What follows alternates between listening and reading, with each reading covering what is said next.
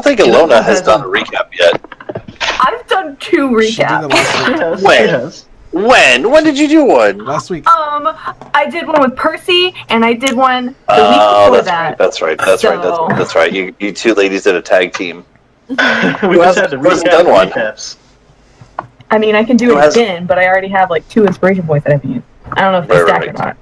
Tixon has I think everybody's done it at least once, but I haven't in a while. Oh, beautiful then. Do it. Go ahead. Talk about dragons. Right. Okay, so bear in mind that last time we played, I was in a very sleep-deprived state, being that I was still in training and adjusting to the fact that I was waking up at 5 a.m. No so excuse. I may be missing a few things here. But... Oh, you're good. You're fine. Here is what I remember. Also, I'm fucking garbage at timeline, so it's probably going to be all out of order mess. Yes. No, you're good. Do it. We all have faith in you. That's funny. You probably shouldn't. Give it a shot. Okay. So, when we start off, the train has been stopped. And there are a duo of Warforged boarding through the front up near the conductor. Now, these fuckers are just walking down the sides trying to get everybody to put all their valuables in a pair of sacks that they're carrying around. It's going pretty well. It turns out the people in this front train are kind of a bunch of spineless cowards for the most part. Up until they get down to myself and Persephone, still disguised as Calypso. Now they start harassing Calypso here to give them all of her fancy rich people shit. She's rich as fuck. You can tell by the way she's dressed. I take exception to that. I am, after all, her noble bodyguard. Who has no clothes. Oh yeah, it was great. So, leveraging the fact that my mask is now absolutely goddamn terrifying, and I'm wearing the literal skinned remnants of a massive boar, go ahead and just tip up my my boar skin cloak here, give them a look, and ask them if they're sure this is what they want to be doing right now. And, if a Warforged could piss their pants, I'm pretty sure he would have. Just an oil leak. Just a little oil leak in town.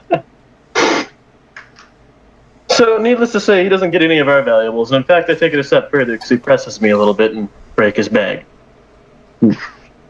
Probably shouldn't be fucking with a guy wearing a literal armory on his back. It's not the smartest. Anyway, they eventually just continue on and head into the next cart, whereupon we hear a loud explosion, kind of like gunfire. This is a problem. So Persephone, in a truly genius move, goes ahead and mimics the Warforged and makes her way into the next train. Tixon, sneaking underneath the chairs, managed to do the same thing. Not being one for subtlety, I just bust down the door and come in, hammer swinging. That isn't long before these two Warforged are looking quite beat up. Very unhappy, but in doing so, we also managed to draw the attention of the massive mechanical dragon and their scout just chilling out on the ridge nearby. The giant dragon is not really a fan of what we're doing there, so he comes in for a closer look, gets the lay of the land, and decides that it's time to go ahead and turn our nice train car into a train car burrito. Crushes the two sides down so there's no way in or out, and busts a hole in the side in order to attack us. This ends up backfiring as the Warforged, now thoroughly terrified thanks to the effects of the Terror Maul, kind of run away like a pair of little pansy cowards they are. I follow them out, get all up in their face, and between my efforts, Persephone's efforts, and I think Ilona has made her way up at this point too, we managed to take down the two remaining Warforged, leaving us standing right in front of a massive fucking mechanical dragon who's a little upset by the fact that we're murdering all of his friends. So he responds by spilling out a whole fuck ton of narcotics out of his mouth. Sleep gas, it's great. I'm pretty sure a doctor's office would be very happy to have all of that for when they're doing teeth extractions and such.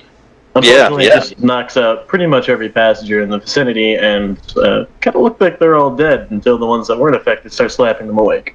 While this is going on, our buddy Styx has been scouting with his swole owl Acheron, even though for whatever reason he's really not very swole right now. And frankly, I think Styx has really been neglecting Acheron's gym time. It's very upsetting.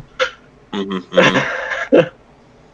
while he's scouting out, he goes ahead and delivers a couple of firebolts to the dragon, who seems largely not too bothered by this. Sorry, Eldritch Blasts, not firebolts.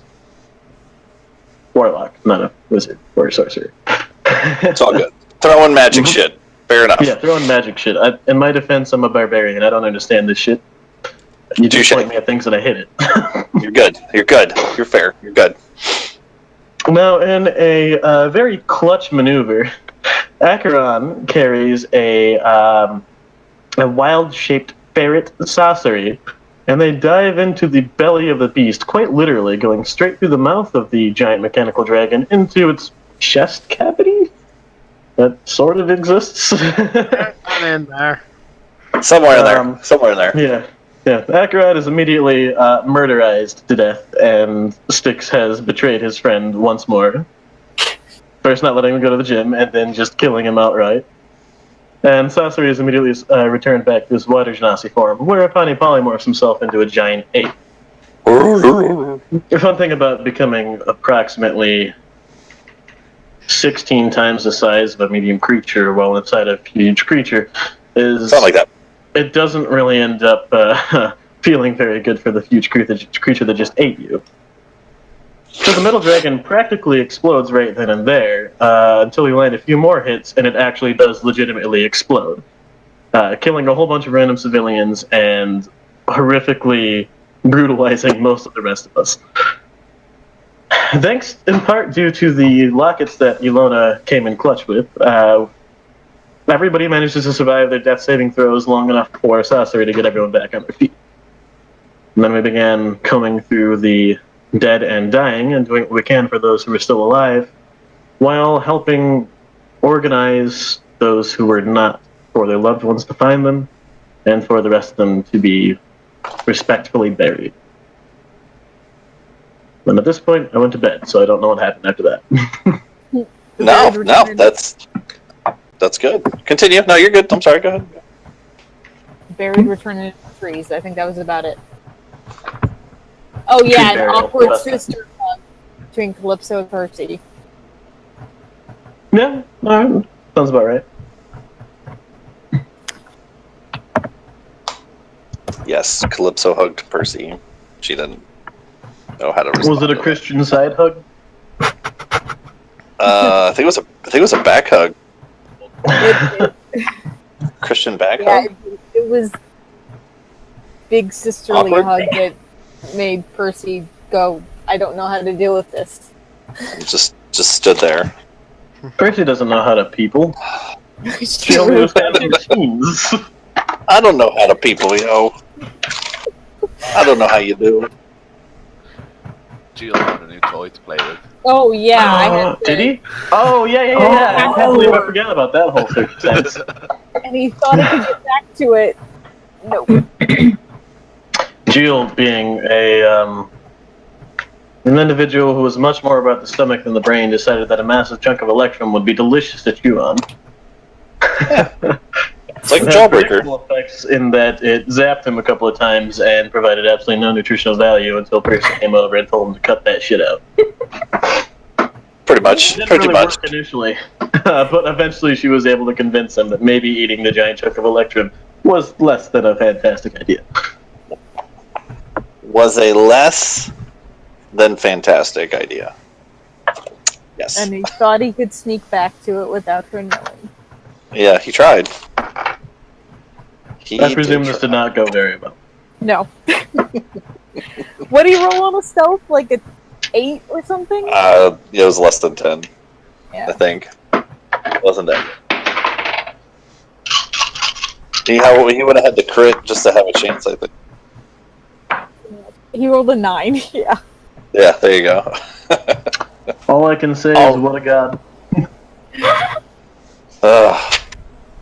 So, you guys, the only other thing I can think of to add to that is Styx found the conductor, Jeremiah, who is an elderly man who kind of telegraphed into the central station and sent word that you needed emergency rescue and evac and medical and all kinds of just send everyone. And I don't know if I relayed this back to you guys or not, but he told you that it would probably take about a day and a half, if not 2 days, for anyone to be able to get out here to you guys.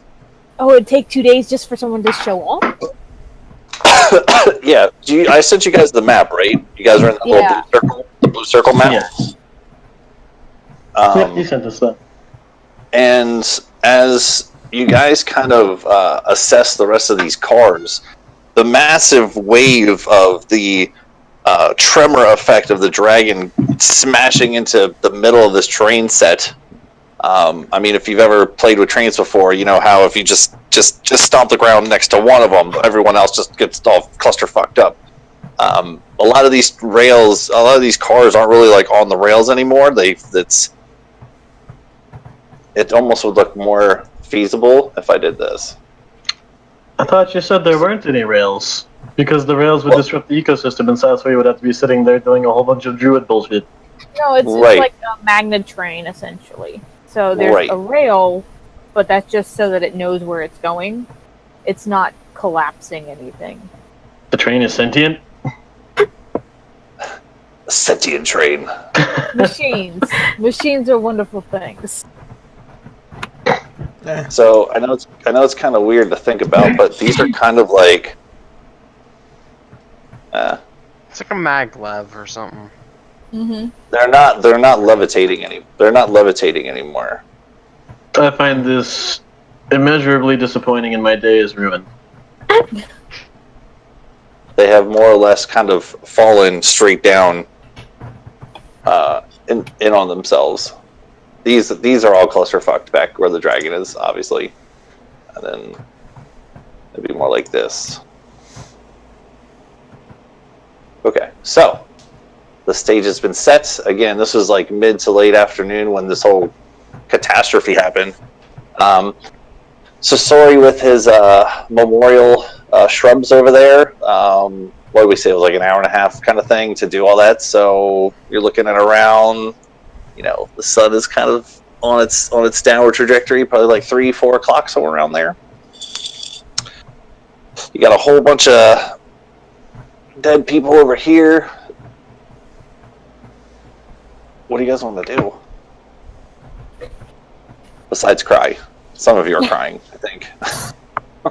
Others aren't, but some are. I want to cry harder. Same. Like the rage cry. Gio is back with Calypso. Calypso in the back car, so he's watching out over her.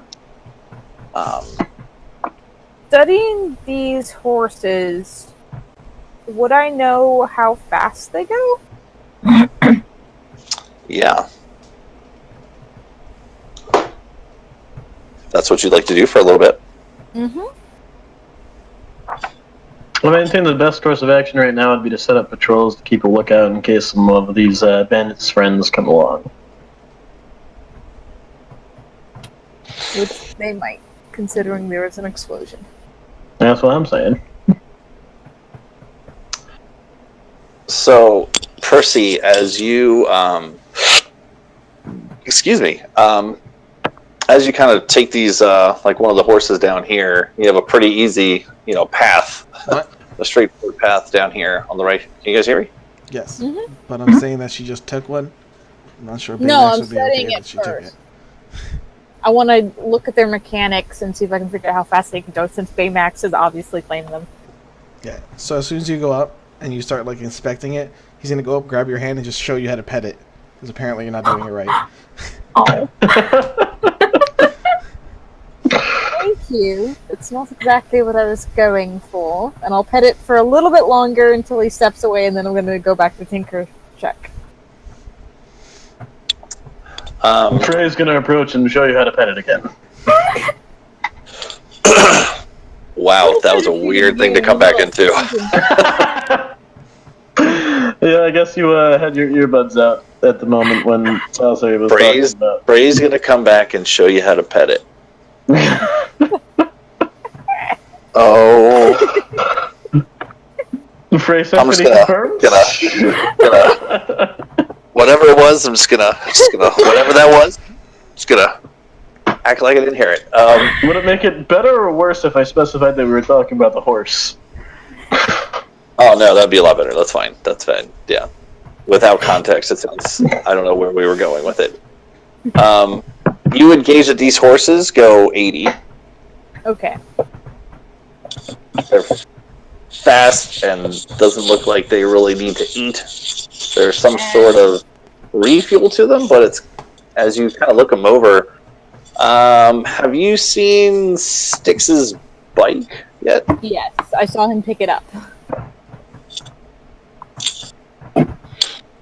I would say about the only thing you compare this to is roughly the same kind of thought process to any unhorsed carriage that you've ever seen, like from your hometown or anything like that. Okay. And they're capable of dashing as well? Yeah. Okay. These horses are fast motherfuckers. I think a warhorse is like 50 or 60, right? Something like that. Something like that. So I'm just thinking, if it takes 2 days for a train to get out here, would these horses be fast enough to get us to the Fallen's headquarters and back before then?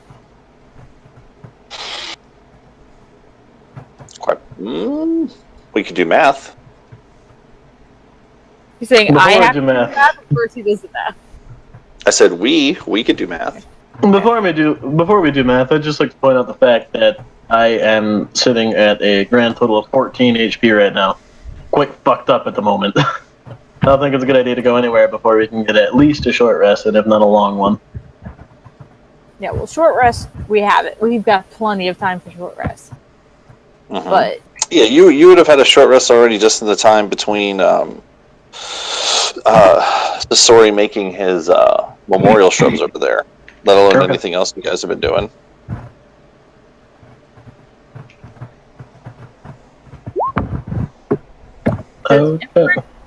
From Embrick to where you marked on the map is 4 or 5 hexes. And it's hard to tell which hex exactly is the one that the X is on because it's so big. But yep, it's up there somewhere. 5, 6, 7, that's at least 7. So, unless the trains are slower than 80, there's no chance of us getting up there and back in time.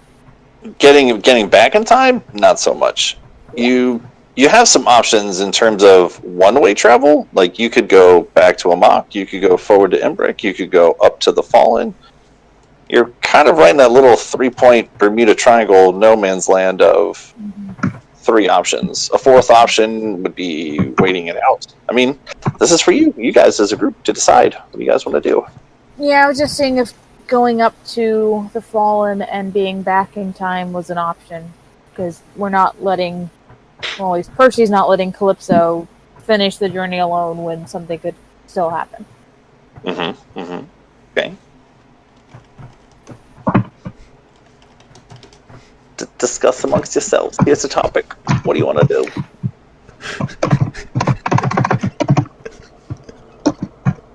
Are you saying no to the hit dice or no to the plan?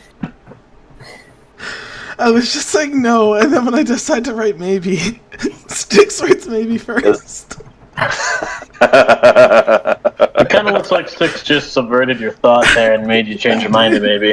No, Just I like wrote it beat it to literally you. at the same timestamp. Just... There's no timestamp. Oh, I'm so tired. Where are we going? I will say, just to give you some numbers too, you guys included probably about 150 people on the thing, 7 unknowns that you already buried. Then there's a 7 of you, so now you're down to like the 130s area. Well, it's 5 unknown that we buried because 2 of them played shuffleboard. Well, I call them the unknowns because no one claimed them at first. I'm just calling them. 7 They're unclaimed. not unknown. I have all of their names. Yeah, I know you have all of them now.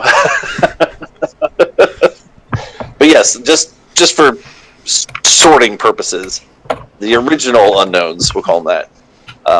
The unclaimed. So at least the unclaimed. Then there was about 130 or so, and probably about, and just looking at the numbers, 30 or so people that were dead.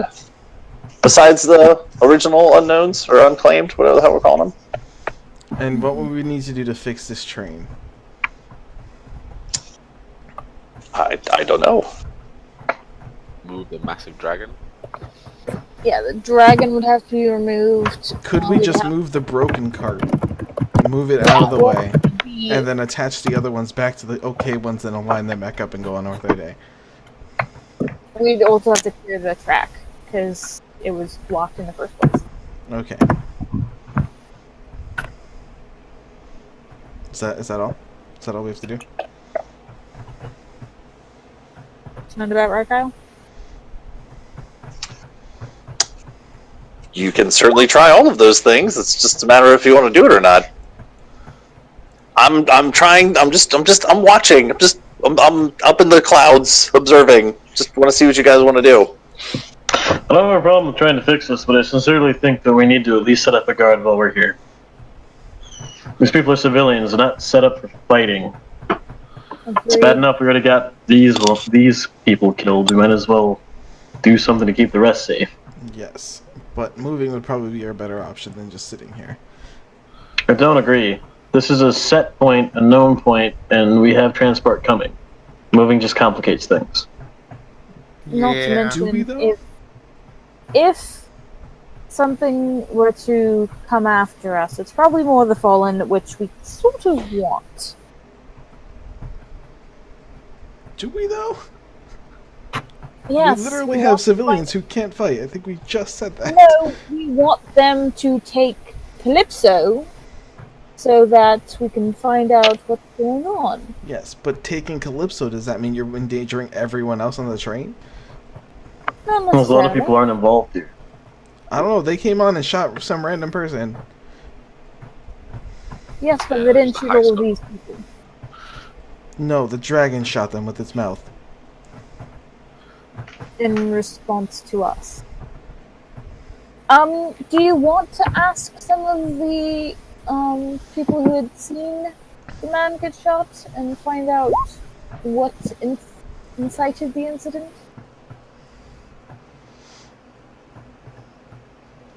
Probably not the best person to talk to them. I just asked if I could bury their family. We can assume it was because they weren't giving up their valuables, but the fact of the matter remains, we just blew up their dragon. They know that's what happened. They're not going to send people to try to rob them again. They're going to send a force to try to attack. A lot easier to loot corpses than it is to take from living people who have managed to kill a fucking mechanical dragon. Well, in that case, we could all just surrender and they leave everyone alone. If they even give us that chance.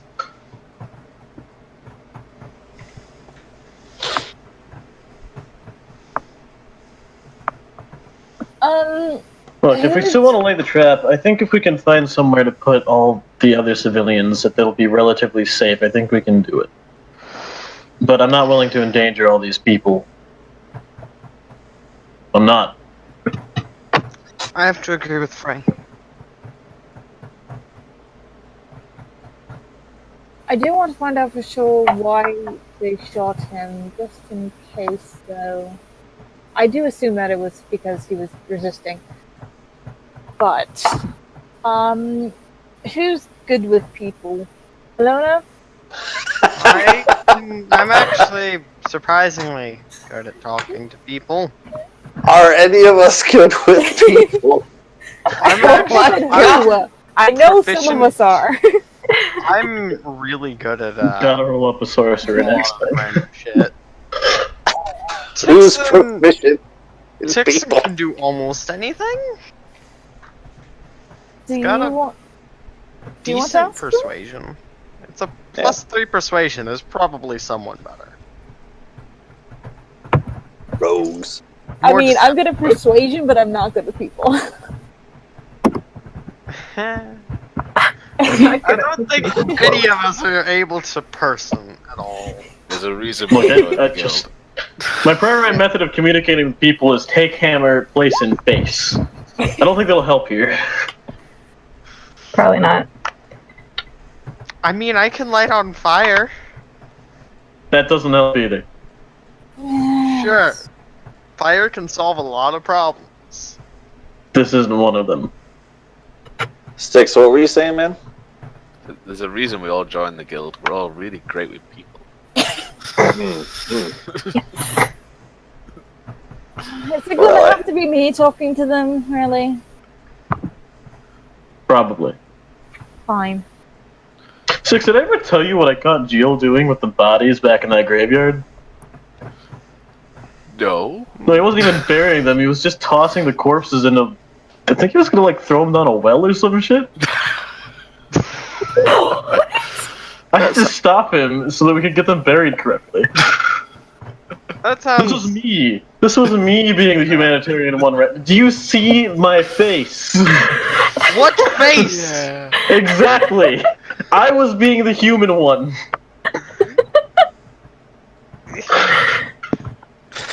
Out of game, if I'm not mistaken, I'm pretty sure one still wound up in that fucking well. Like, Yeah. Correction. A single head wound up in the well. Yeah, We yeah, couldn't something- find the body. something wound up in that well. We couldn't find the body or the empty grave, so we just tossed the head into the well, because I mean, what Like- else are we supposed to do? Like putting together an IKEA cabinet. There's 4 pieces left over. Don't know what to do with them. Just put them in the drawer. Put them in the drawer. Continue. Jesus Christ. Alright, so I'll go find the people that were closest to the one who was shot, since I walked in on that, so I would know. Okay. Go ahead and make a. I want to say make a history check, just because Okay, trying to remember remember I remember everything from the last month, remember? in the heat of the moment. I just want to see how well this goes in terms of running in and people, guns going off, and that's all. Oh, that wasn't great. You said history? Yup. 12. 12. Alright. So after,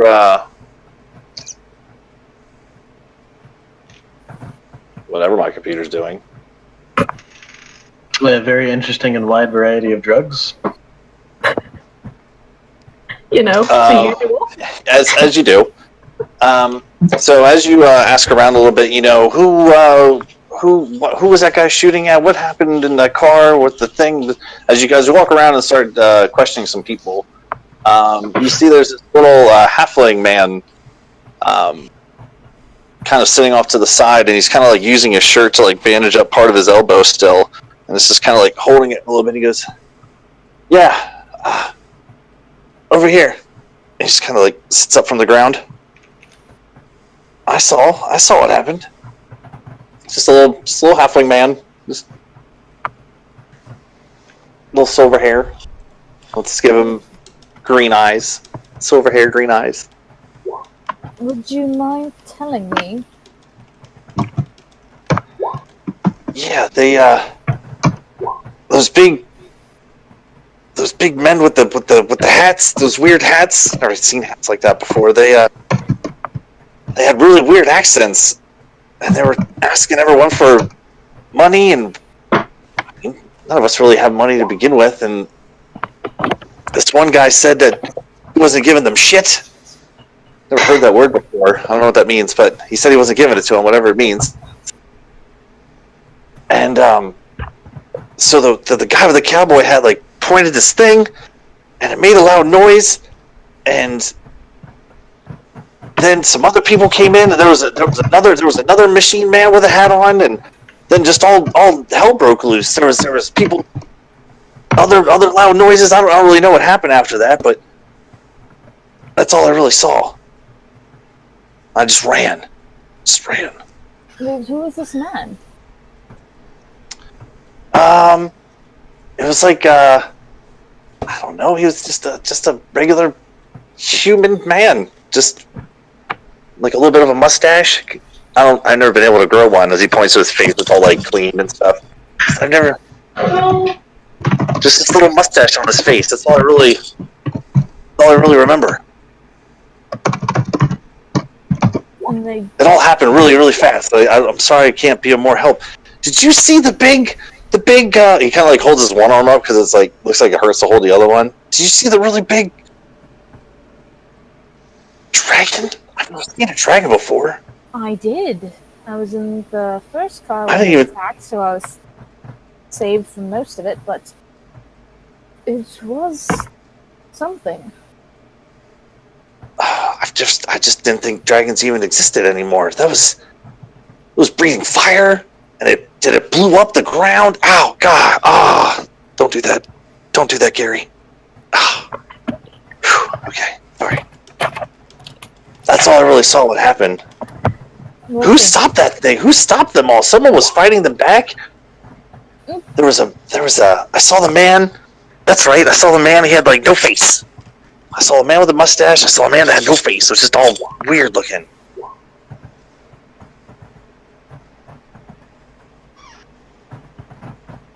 Well, thank you. Yeah, sure. Do you have any food? Do you have any food? I missed like first and second breakfast and second lunch. Oh. And like snack. Second breakfast. Well, if you want to go thank the ones that defeated the dragon, I'm sure they've got food. I think they're right over there, and then I'll walk away when he turns. Oh, okay, thank you. What's your name?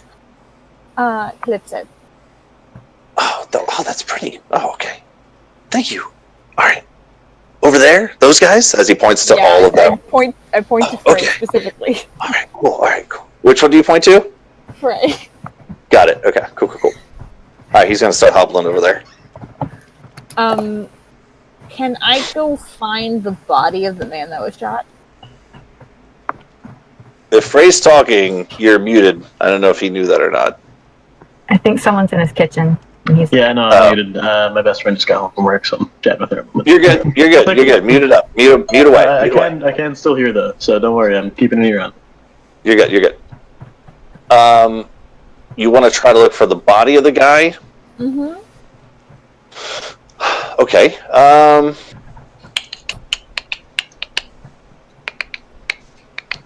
I know we didn't find a wanted poster for him on, which one was that? Shock?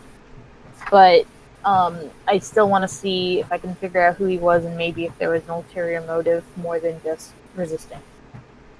Okay. I'll say you can use your passive for this because you're kind of slowly taking your time looking over things, and I mean all you really have to go on is a human man with a mustache. Well, I know what car and approximately where in the car he was shot, so I assume it'd be the body with a bullet hole. Okay. Well, as you're walking around, the one thing that's interesting with your passive is you kind of like you look for so you kind of like analyze the scene here for a minute, and there's all these dead people. You don't want to necessarily like walk up while people are cradling their dead relatives and things, but you just kind of like do little pass bys and just kind of assess the situation. It's like dwarves over here, halflings over here, so you kind of like nix out some of this. And there's like 5 or 6 sets of like humans, and you kind of walk yourself around, and there's a couple dead male figures, so you kind of walk around as you just kind of inspect them and do a once over. Just with your passive, you don't actually really see any gunshots on any of them. They're all very similar to everyone else that you see around you, with almost like there's a lot of two-face going on, where it's like half their face is burnt off, and and eyes kind of hanging out to the one side, and hair is burnt off, and all that kind of stuff. But as you kind of narrow down the field, just based off that one little description of human, at least human man, mustache, cool, go. You actually narrow it down to like 4 or so, and there's actually no gunshot wounds on any of them. Am I sure that they pulled... Because I know they gathered the bodies of those that had died outside. since everyone was evacuating. But did I see the group pull the body out of the train?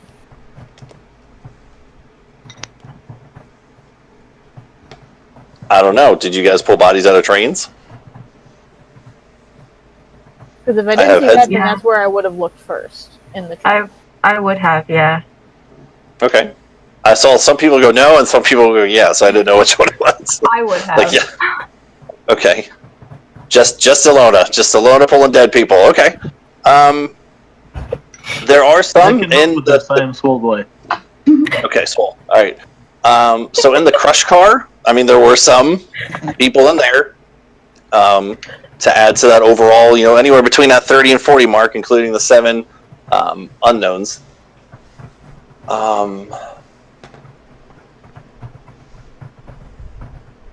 It seems like you got everyone kind of out here on the playing field over here. Is there any evidence of any of the human men having had fake mustaches or any source of illusion magic? Just look like a bunch of dudes. Dead dudes. Could be alive. Okay, so any of those that are milling about that are alive look like they're sporting gun wounds specifically. Again, doing the same procedure as you did with some of the dead ones, kind of walking around, narrowing it down, dwarves, gnomes, halflings, just looking for humans, Again, narrowing it down from the people who survived this. Again, you get around that same 4, 5, 6 number, of which there are 2 that have mustaches. Do they look like they've got gun wounds? Again, with your passive, it's fine because we're not really in the heat of anything. But they look dirty, look a little beat up. One is with a woman, and one is by himself. But in terms of some sort of gunshot wound or blood or an entry-exit wound or anything like that, not that you can tell. They don't look injured at all? Any kind of wound? Besides basically beat up, like they just escaped a train explosion. Besides that, yeah, no, they look fine.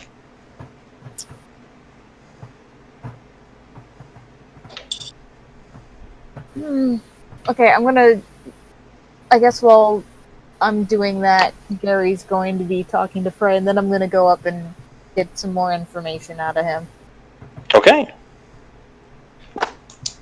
So you guys are kind of hanging out, and you see this little halfling man. Hi. You're scary. Hey. I was told there was food over here, and he just kind of looks at all of you. Who's ever standing here, he just looks at all of you. Where's the food? I was told there was food over here. Do you have any food? There's actually a lot of hungry people back there, and Talk to Treeman. He can make food. He's a druid. Kaleidoscope. Nope, that's not it. That's not it, Gary. He's about to be my best friend. I love Gary. Calliope. Calliope. Yep, Calliope. Penelope. That's it. Nope, that's it. That's the one. Who said that? Calypso. That's the one. Yes. That doesn't sound right. Your friend. I didn't think so either. I thought it was Kaleidoscope. Yeah. But no, I think it is Calypso. Yes. She said that you guys. You guys saved everyone. So, thank you for that, and also that there was food over here. More importantly, right now in this moment. Make coffee. I don't know what that is, but that sounds If you want amazing. That I have that. food, ask Treeman with the horns. Him. Looks around. Okay, Point to you have story. food. Who has the food? You have the food. You look like a moose. That is very true. I could make What is your name, Moose, man? Because I don't think it's okay to call you that. It's fine. It's Sasori. God bless you. Thanks. What is your name? Sasori. Don't say it again. Okay. Yeah, what did you say your name was? Was it Sasori? Yes. God bless you. Sneeze? Oh my gosh, was there an allergen on the train? We're all gonna die. If you Oh, want God. food, it will take me a little bit. I'd have to grow something. He looks at you like, Okay, wait, what? regular You can Sasori over here, guys. do that? I point to the giant trees behind me. Those are trees. They weren't there before. Cool. Yeah, cool. Alright, so... That is very cool. Did you do that? Is that what you're trying to say? Oh my goodness, yes. I'm so tired. You grew those trees. Ah, wow. Okay, Just hold stop on. moving Yeah. your arm, Gary. I'll heal his arm. Those oh my trees. goodness. Greg, you're gonna kill yourself. And as you kind of peel away some of the bandages, you do see like a little bit of his bone is kind of like sticking out of his arm. Oh, okay, I'm gonna be like, so, I'm gonna need you to, and push it in while I'm talking to him. Oh! I'm gonna need you to go and count how many Sorry. people... Oh, Count how sorry. many people need food, and while I'm doing this, I'll heal his hand, his weenus. Okay. I said weenus. Wow. How did you? He kind of like looks at it, and there's a big fucking gash where it used to be. But like, how did you do that? The same way I grew those trees. So, Greg, I need you to go and get everyone's names.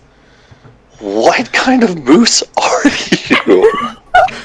Just go get everyone that wants to eat, and have them come over to where the big mushroom thing is petting the horses. God, You know what's crazy? This sounds ridiculous. You know what's crazy? You know what's crazy? I actually understood all of that. I will be right back. And he will like trot over to people, and you see it like scurry from one person to the other. They all kind of look over in your direction as he goes from one group to the other, and you slowly start to see some of them kind of like. Some of them are holding their arms too. Some of them kind of start limping over and everything. Some are by themselves. Some are walking with their couples and things. And it's like a sad. It's like a sad Walking Dead moment right now. Just all walking over towards you guys. All right. Well, that The changes important what I'm takeaway growing. here is that Sasori is a musically helpful person.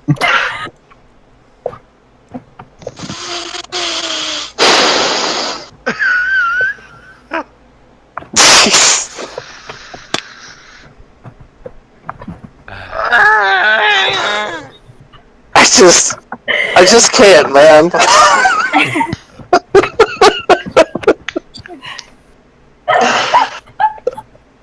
Oh my god.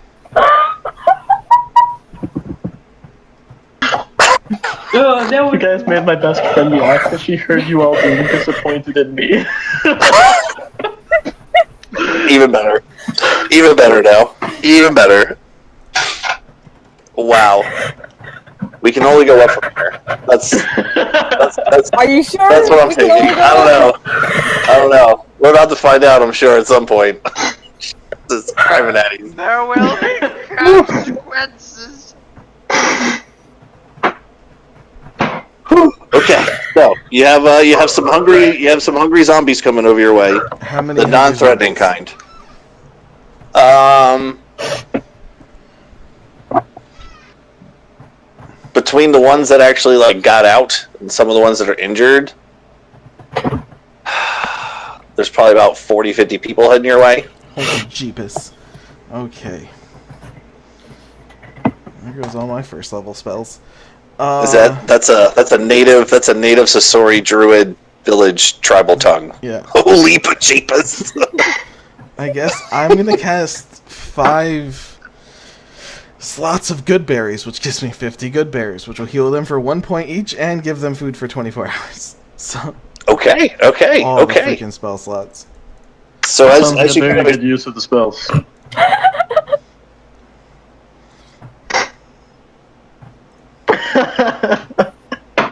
So as oh god, all right. So as you explain to them what these berries do, they all just kind of like form a line, and you just like body of druid.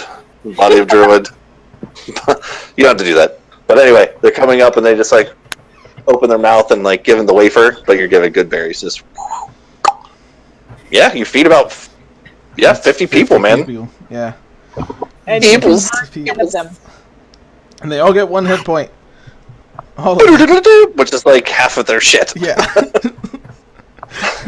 They're 110% healed now. The kids are overhealed. It's just they're half. They just aged. They just aged 5 years. They're now in their teens. The kids are now on sugar highs. Yes. They're like drunk squirrels. Drunk squirrel. Anywho, okay, all right, cool. So you guys are feeding some people, and Persephone. As you're kind of looking around at some of these people, you see your little halfling friend you just made walk over, talk to your friends for a little bit, and come back over and start talking to some other people. And then again, the Walking Dead trade starts walking that way. So everyone that you kind of were looking at here is starting to move over in that general direction. Okay. I actually I think I would have changed my mind. I want to find Alona. Okay. And ask her if fine. she can do detect magic. Ooh, okay. So while everyone's lining up for their food, just real quick to see if anyone's got any illusion, or if she can detect residual healing, or anything like that. That is certainly up to her to do. You can find her. She's easy enough. She's crying in a corner. Follow the river of tears. Yep. Alona, why did you make them all cry again? Oh my god, you're right! I'm the worst!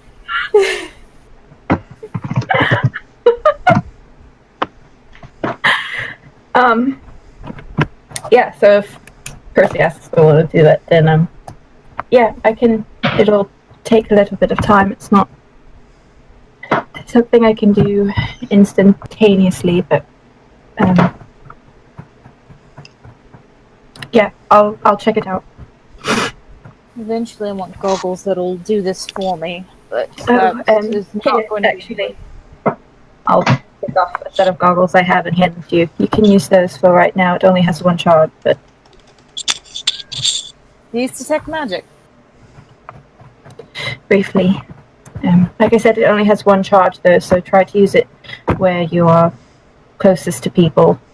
The most amount of people. So I'm going to position myself where I can scan the line and anyone who's not in line as quickly as possible, and I want to activate the goggles. Okay. Easy enough. I mean, Sasori has like the good berry buffet going here, so they're all pretty much lined up, awaiting their. I almost said wafer. What's wrong with me? Awaiting their rations, if you will, for the day. Wafering the rations for the day. Awafering the rations. Awafering the rations. As you're casting detect magic, you do actually see like a little magical blip on certain people. Like there's one on a dwarf. There's one on a gnome.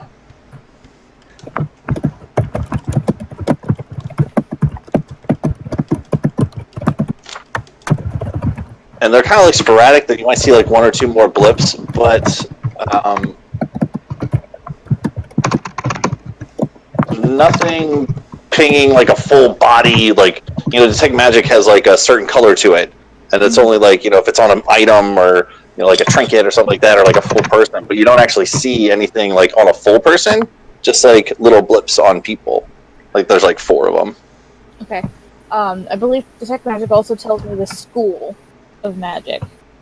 I think so. Is that identify or detect? No, it is detect, isn't it? Yeah, identify tells you everything except curses. So I'd like to know those. And does it look like it's an item on the person, or like the person? Items. Okay. What kind of items? Is it like necklaces, or do they have weapons on them that I can tell? The dwarf has. It's very small. You would probably, just by guessing the size and everything, that's probably like a dagger of some sorts. the one has one on their hand, and the other two are like very faintly. You can kind of see like here, so you would probably guess it's some sort of like necklace. The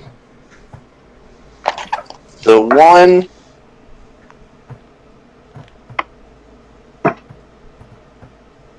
What did I do for evocation before? Was it orange? I think I gave it orange. The one's orange. The presumed dagger one. And then for enchantment. I think it did pink. Right? Yeah. The other three are all pink for enchantment. So 1 evocation and then 3 enchantments. Claw, that's a mouthful. Okay. Okay, but no one's got an illusion up. No one's got anything up.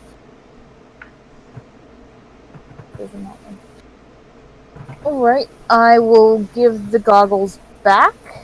And, was there anything about the two with the mustache that stood out, like the tattoos or an insignia anywhere? Anything that would hint to where they were from or who they were? Would you say that you mustache them a question? That was it was bad enough that Nick left, but yes, it wasn't so bad. Absolutely no regrets. Nope. I wouldn't expect it. I wouldn't expect any. The moment you were asking about the people with the mustaches, I immediately got a big fucking grin on my face. I don't know who saw that, but I was like you started going like this, and I was like, oh my god, he has a pun. just waiting for the right moment to strike. If you're asking, like, no, I mean, there's nothing really all that distinguishable about them. It's not like one has like the evil twingly, the tweeble ingly, what's that, vaudevillain kind of thing. Well, I was thinking more like how we've got the Glory Hound insignia on all our stuff. Right, I understand. I was just messing with you. No, there's nothing really kind of popping out on them. Okay, then I want to go. The only thing that's really different is the one has a girl with him and the one doesn't. Okay. So I definitely want to go talk to the halfling. Oh, okay, Gary. Yes. All right, cool. Easy enough to find. I'm gonna put a pause on that real quick. What is everyone else doing right now? Styx and Pixon and Frey and Sasori's feeding everyone and Ilona. What are you guys doing? Sixon's not really doing much other than sketching things and kind of just avoiding where all the dead people are. Okay. Do you want to talk to anyone? Probably about this time, you're getting right around that like 5-6 o'clock. Like the sun's definitely starting to go. It's going to be dark here pretty soon. By the time Sasori's done kind of feeding everyone. Maybe I would like take some of that wing material type thing and cut out some of it or something. Just kind of fiddling with it.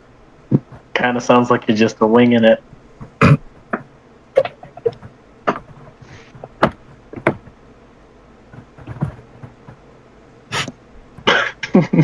The one thing I would say too, Sasori, is when they're going through your food line, as the word is kind of passed along down the people in the line there, they do kind of like thank you.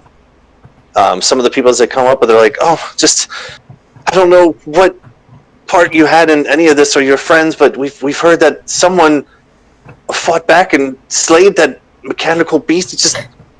It just could have been a lot worse. And then you get another one who's like, thank you so much. I'm old, but I'm not done yet. But and he kind of like taps his old little man legs. He's like, I still got a lot of mileage in these. And thank you. And you get a lot of people just offering their appreciation. Now you guys are feeding them and saved their lives from certain fire death. So I would like to climb up on top of the hulking wreckage of the train to the highest point possible and just keep a lookout. Okay. Make a perception check. That sounds like a good place for Dixon to go in the end, anyway. Make a perception check. Yeah. Just checking my perception mod, and that is a grand total of 11. Okay. I'm up there too, and I did a smart, and didn't take... Don't mind me. Take your I time. got a 10. 10 and 11? Okay. Well, so as you guys, as Frey starts to climb up and Tixon, you see Frey climbing up from your sketchbook and decide to follow him. You put your sketchbook away and climb up there. Immediately you guys kind of- pulls it back out again. Just As you're up on top? Okay, that's fine. Yeah. But as you guys are kind of doing a quick scan, as the lights kind of like going down to the horizon and like really pretty colors, interestingly enough, for the setting that you're in, the sun setting is actually pretty beautiful off in the horizon. But like the weird shadows that it kind of casts, and like on one side it's really bright, but on the other side it's not so much. So you are north-south, so it's setting as an east, that's in the west. So it's actually kind of more behind you guys on the rails, like this way. Because the south is this way and the north is that way. Again, kind of hard to figure out on the map there, but so as the sun's kind of going down behind the rail cars, anything that's like in front of you is more dark. And the one thing, even with the 10 and the 11, it's not really all that hard to see that you do in the darkness see the clouds are a little darker than typical, and you do hear an ever so soft like just roll of thunder. Hey, we got a storm coming. Yay, rain! We're all gonna die. Shut up, Dixon. What? Acid rain. I don't like rain, okay? I'm a fire. I'm a pyromaniac, basically, aren't If you're I? concerned about it, just go ahead and get into the train. It'll provide shelter. Can't move, but that doesn't mean it can't put a roof over your head. Eh. Oh, Don't mind the rain. Got plenty of watches in rain before. I'm just gonna actually put the book away because rain. Like, Rain and books, not so good. yeah. Sticks, what are you doing, bud? I'm going to be talking with the conductor and trying to gather up all the train staff, get them to start helping with the people. Okay.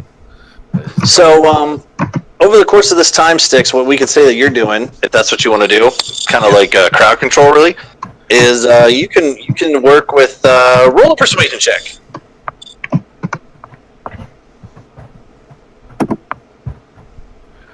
15 total. All right, cool. It takes a little bit of convincing at first, just because you have to kind of talk to this conductor numerous times till he finally kind of gets the gist of what the hell you're talking about. You over the course of time, you're starting to read his like, if he understands you or not, and then like how to phrase it a different way, so he actually does like, I already called for help. We don't need the help. We're good now. And then you're like, no, hold on. No, we have to, gather the people and calm everyone up. No, we're good. They should be fine. Like, he's still like not all together with it. So over the course of that expanded time, as everyone's doing their own thing, we can say that you kind of get the conductor and some of the staff to kind of like refocus a little bit. And by the time the sun's setting, Frey and Tix are on top of the carts here. Sasori's kind of done with his buffet line. You kind of get the rest of some of the crew people to. You do start to see some of the people like escorting survivors back onto the train, since it is getting into the nighttime hours. Yeah, It's starting to get a little cold. Yeah, getting them to arrange blankets and food and hot water and drinks and things like that from wherever their supplies are on the train. Because they're like a buffet cart like that, so. So, and go ahead. I'm sorry. Go ahead, bud. Basically, making sure that they're looking after the passengers because they're crew, so it's part of their responsibility. Right, absolutely. So you have the front main car, that's the first class one. You have this one here. You have this one here. These two are kind of fucked up. You have this car here, and this car here, and then the caboose for all the luggages. That's back where Jill and Calypso are. So, excellent. Okay. Yeah, and it's starting to get, as the sun starts to come down behind you, it does start to get really cold where you guys are. Okay. So if you want to start, go ahead. I would like to get a little creative here. I want to use my armory on my back to create a really tiny, teepee, and drape my bedroll and boar hood cape over it to create a small shelter up on top of the train that I'll be laying in while I keep watch. Okay, roll a survival check to make a TP out of random shit. It's gonna be fucking amazing. Amazing. Like yeah, absolutely. That'll help. Okay. Dixon's probably going to stay up. I actually got a 20. Not an actual 20, but a 20.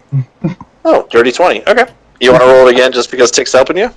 Sure. Maybe I'll get a natural 20. I got a natural 20. Okay, alright, great. Like a 10 out of sword. Yep. So as you're up there and you kind of take this fucking Swiss Army knife of a back armory off of you and you kind of look at it on the ground and you roll out your bedroll and you kind of take the one and just kind of shove it into the top of the train car and just get it good and anchored. And you kind of look at it for a second. You're like, all right, that's a good start. And you give it another 2-3 minutes, just kind of looking at everything. And you're kind of mentally putting it together in your head. And you put another one down, and you kind of take some rope and kind of tie them off together. And Tixon's kind of watching you do all this, just kind of cockeyed for a minute. And then, almost without words, he kind of understands what you're doing. And the two of you just, in the somber of everything, no real words spoken, but you do manage to kind of create this nice little, wigwam of a teepee up top here with a nice little, the boar's head kind of makes the entrance. You weren't even planning to do that, but somehow the boar's head made the entrance to it. Didn't know you could make a teepee before, but you kind of want to camp out, in the backyard more often now, just because of how well this came together. There's enough room for probably about 3 or 4 people if you really stretched it out. Or just one Frey and a kobold. I don't know. Depends on how you want to snuggle. It's not my decision. Either way, it's a pretty intense structure.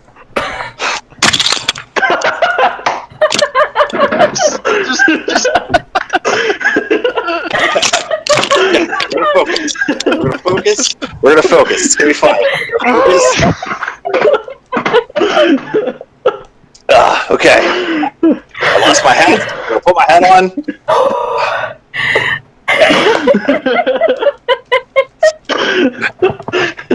Moving on. Let's see. Jill's back with Calypso. They're fine. Jill and Persephone said she's going to go talk to Gary. We'll get to that in a second.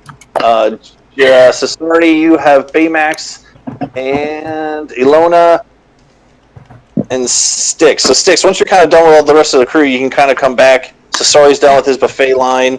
Ilona's done crying in the corner, I hope by now. I don't know if she is or not. Maybe she is. I don't know. And I'll get to Percy in a second with Gary. So what are you guys doing?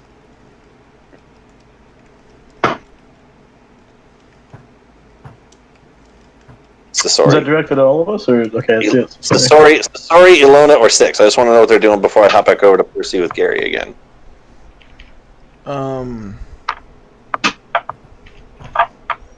I guess just walking around seeing if anyone's really injured. Okay, so as you're finishing up your buffet line, you see Styx with some of the staff members starting to guide some of the people into some of the rail cars and everything. Seems like they should be fine for now. Then I will chill. Okay. Ilona? So Ilona would cast Detect Magic in an area where Percy was not, to kind of divide the field. And I don't know how you want to time this out. Just over the course of the next couple of days, I wanted to check some stuff out. While we're waiting, if we wait. I guess first, I want to check out the structure of the mechanical dragon, specifically the tar fire mechanism, and I want to check out the mechanical dudes and just kind of not take them apart or anything, just look them over, see if I can understand words a little bit better. Okay. And Styx? I'm going to find somewhere quiet and begin my hour-long ritual of bringing Acheron back. Good. What the fuck, man? I mean, Yeah, what the fuck, man? Instead of being a really small, tiny owl, I'm going to make him the biggest owl I can possibly make him. With a Oh. Great owl. Love it. Okay. Yeah. Okay. Cool. Excellent. Yeah, that's easy enough to do. Once you get all the staff together and everything, you can poof him out. And as he poofs out of as you cast in the dirt with some of your incense and chalk and whatever else, and you kind of make this circle, and he kind of like comes up out of the dirt, and he kind of like shakes off all the dirt. He goes, "What the hell, man? That was the worst plan ever. Did it even work? It totally worked. I freaking died. Why would you make me do? I mean, did it at least look cool? It looked awesome, my friend. Why are you so small?" And he kind of like looks down. Why am I as big as you? He is literally almost as big as you are. This is your reward for doing such a great job. I feel great. I feel huge. You are now huge. I feel swole. Why is the name swole? Why is the word swole coming to my words right now? I've never known that in my vocabulary. Wow. He's just gonna like kind of like take off real quick, like do a quick little mini circle and come back down. Like he does, man. He like kicks up some of the dirt from the circle. As I I like see it. the new swallow fly past, I just stick out a huge thumbs up. He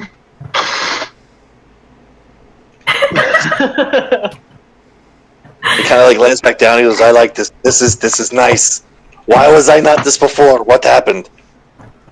He seemed like still flexing learning. his wings in front of you.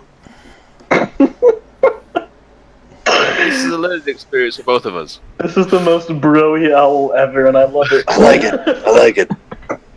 All right. I feel like I need to pick something up and possibly put it back down. Go. He just looks around. Go fly around and enjoy your new body for a while. Yeah, he's gonna go hunting for a little bit. Have I mentioned lately how much I just love Arnold Schwarzenegger? Arnold Schwarzenegger. Yeah. And over the course of the hour, he actually comes back with like some sort of like desert lizard that he finds, and what else would be in the nighttime? Like a mouse, like a pretty decently sized mouse, like a mouse and a lizard. Over like the next like hour or so, something like that. He finds a jackalope. He finds a jackalope and a lizard. I didn't even know, but I love it. I'm going to kill so many things now. This is so much better than that little puny body you gave me before. Well, I'm glad you like it, my friend. I do. He's just gonna start eating both of those things like right in front of you. Did you want some? Like a little piece of lizard? No? Okay. Yeah. You do?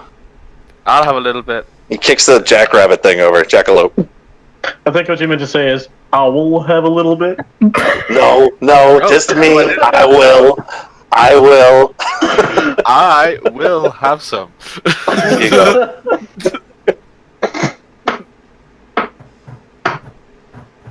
This lizard is mine, though. I like it. Sucks up the tail a little bit. What lizard? The little desert lizard. Oh, good. I thought you were talking about ticks, and I was like, oh god, no. You would be a formidable foe. size comparison. No, he's he's smaller than our goblin friend. Probably. I would imagine so. I have to go look at his You're height. real size, but you would put up more of a fight than it's worth, and he knows that. Yeah, he is 1'8", weighs like 20 pounds. Fucking tiny. All right. So, is there anything else anyone would like to do to close out this Tuesday evening of death and destruction? Talking to Gary. Just Percy talking to Gary. Okay. So I keep carrying on with this man. So Gary was in as you're looking for him, Percy. You saw him in the front of the line, and he gets his good berry from Sasor. He goes, "Oh, just thanks, man. Just thanks for everything. My arm feels awesome, kind of better than it did before." Okay, and he eats his good berry, and you see him with your perception. He kind of looks around, and then just like kind of goes to the end of the line again, and like just gets in line and just like kind of brings up the caboose of the line. But as he gets up to Sasori, he's like out of good berries because you only have so many, right? I have 50. Yeah, he goes, "Oh man, I didn't get any. That's all right. That's okay." I would know he's lying. It's the 17 insight. I'm pretty sure I would know he's lying. It's fine. I'll maybe tomorrow. Do you have anything else, like any other snacks or anything? Because Yeah. I kind of missed down on that whole first round there. Well, That's I know all right. you didn't, but here's an apple. Thanks.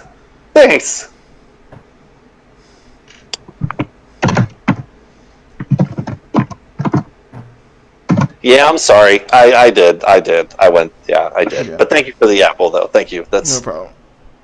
just when you miss all your meals of the day. It's like I just need. There's a lot that goes into this little halfling form. That's all I'm saying. That's all. I'll save you some extra ones tomorrow. Oh yes, do that. I'm actually not a bad cook if we had some food, but I mean, I don't know how to cook just one berry or just one apple. I mean, I could make a baked apple, and he just starts rambling for a minute. Like, I mean, I could, like, if I took the baked apple, I kind of like, Potatoes. What would you need? no, what would I need just for apples? No. If you wanted to I mean, cook just in something. general. If I want to cook anything, I mean, oh gosh, there's so many things. And he's like All right. thinking for a second. Tomorrow morning, get up early. We'll Uh-huh. go get some stuff. Really? Yeah. Well, I mean, you did make trees. You are. Oh, are you a wizard? Close. You're a moose wizard. I'm a tree wizard. Tree moose. Moose wizard. You're getting closer. Okay. While All he's right. talking, I'm walking towards the trees.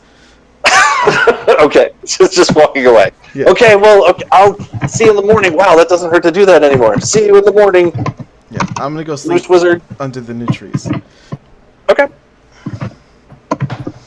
And then as he's like waving, Percy, you can walk up. Yep. Oh, Callipity. Nope, that's not right. Hold on. He puts his finger up. No, what? Nope. I insist. Hold on. No, don't worry about it. Colitis. Nope. Sasori, what's her name again? He says Sasori, right? Sasori, what's I said don't worry about it. He's gone. So, Did you know that he makes trees? He makes trees. Aware, so I remember something of that sort. Calypso. That's it. Nailed it. Got it.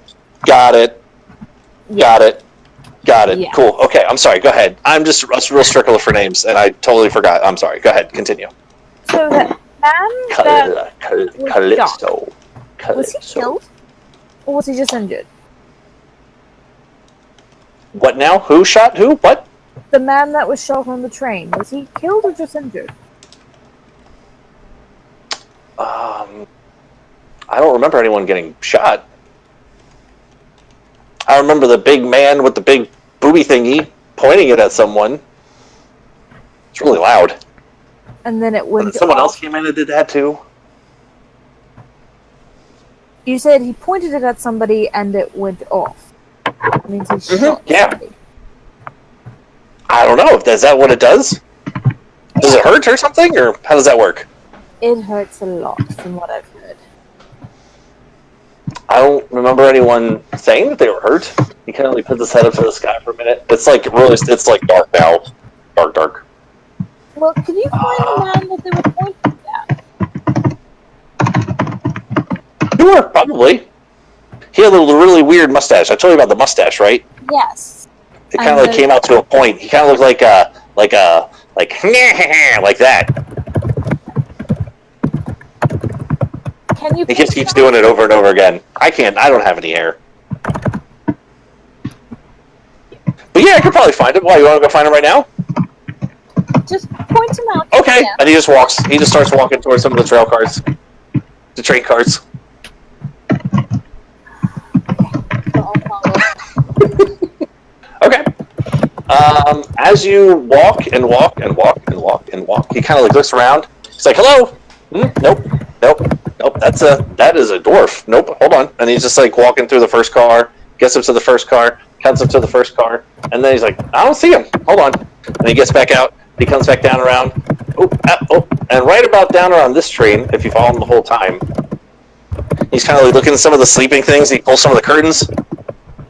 Nope. And he's just like, some people are sleeping, some people aren't. And then eventually you find the one guy that did not have a girl with him. He goes, "Here he is, right here." He pulls the curtain aside. The guy's sleeping. "Oh, wait, I'm sorry. He's right here." And you're sure? Loud. Why was I so loud? He's sleeping. And you're sure?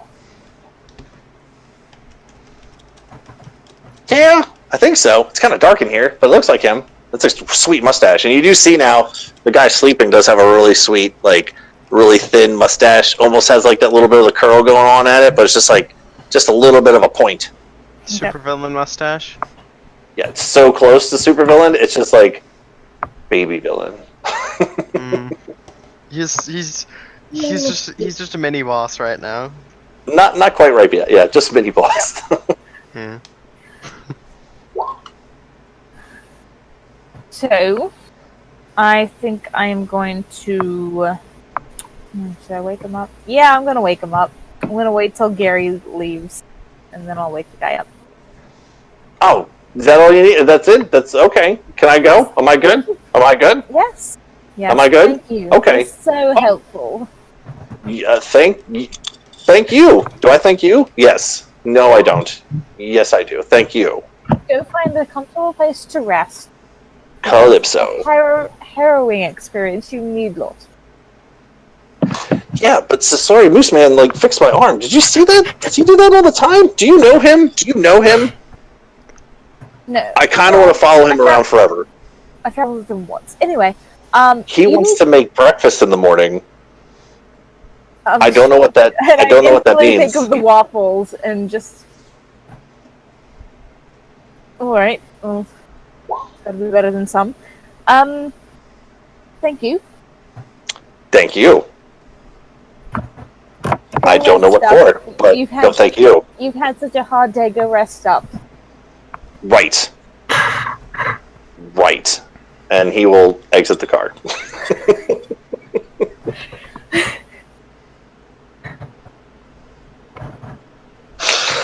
Okay, you have a mustache man sleeping in a bed.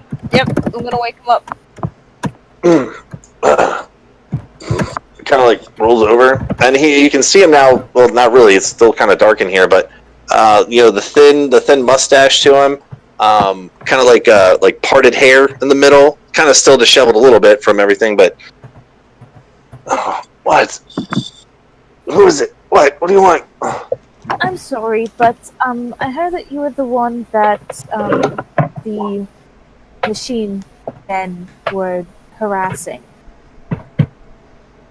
Yeah, they tried to shoot at me, and all I did was say, like, your hat's stupid, and, like, who shoots someone because they say their hat's stupid? Like, what's that all about?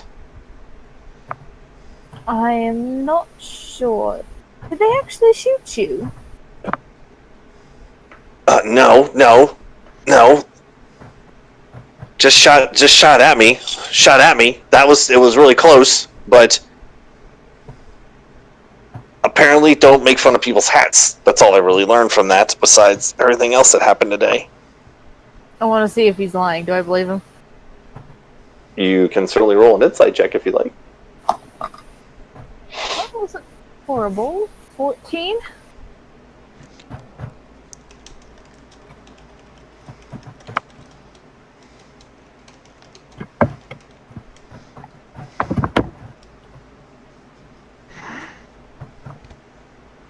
Do I know enough with a 14?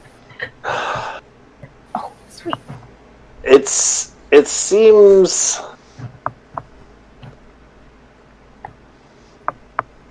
It seems like he's partially telling the truth. The hat seems sincere enough. Seems like he's kind of leaving something out. I'm just trying to figure out what is going on, because normally I wouldn't think that they'd kill someone that they can get the money from when they can just, bash you over the head. I've seen weapons like theirs before, and I know it's not easy to miss that close. Well, I said this hat was stupid, and I mean, to be honest, it really is. I mean, did you see them? They're like big, and I don't know. I like smaller hats. I'm more of like a bowler hat kind of guy, and they have like this big stupid hat thing. Completely untasteful. Right. And I don't know. I didn't really like them kind of coming in and pushing everyone around, That was, I just wanted to kind of, stand up for everyone, I guess. And then he had a gun thing, the little shooter thingy. Did not know that. Did not know that when they first came in. They just was asking for everyone's money and stuff, and I said, your hat looks stupid. And then he pointed a gun at me, and I was like that little mini part of being heroic, and now I don't think I want to ever do that ever again, because I almost got shot, and then they almost died, and then a lot of people almost died, and then some people did die. Does it still seem like he's holding back? No, not that part. Okay. But does it seem like that's the thing that he was holding back, that he didn't know that there was a gun and now he's scared? Yeah, the scared part. The scaredy pants part. Okay. The first part, it feels like he was just trying to be a tough guy about it. And he really didn't like his hat. I don't think anyone liked those hats other than, Frey. Hey man, all hats are glorious. Then they also messed with one of our hats. I don't remember who. I've decided I'm going to open a haberdashery. A haberdashery?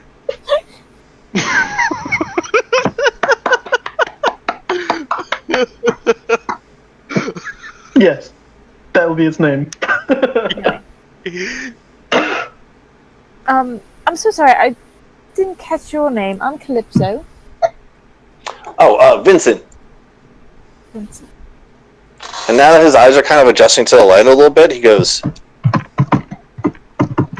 Calypso. That is a really pretty name. Like a flower, right? Like a flower? Calypso? Oh, like no. a flower? No, I don't think it's a flower.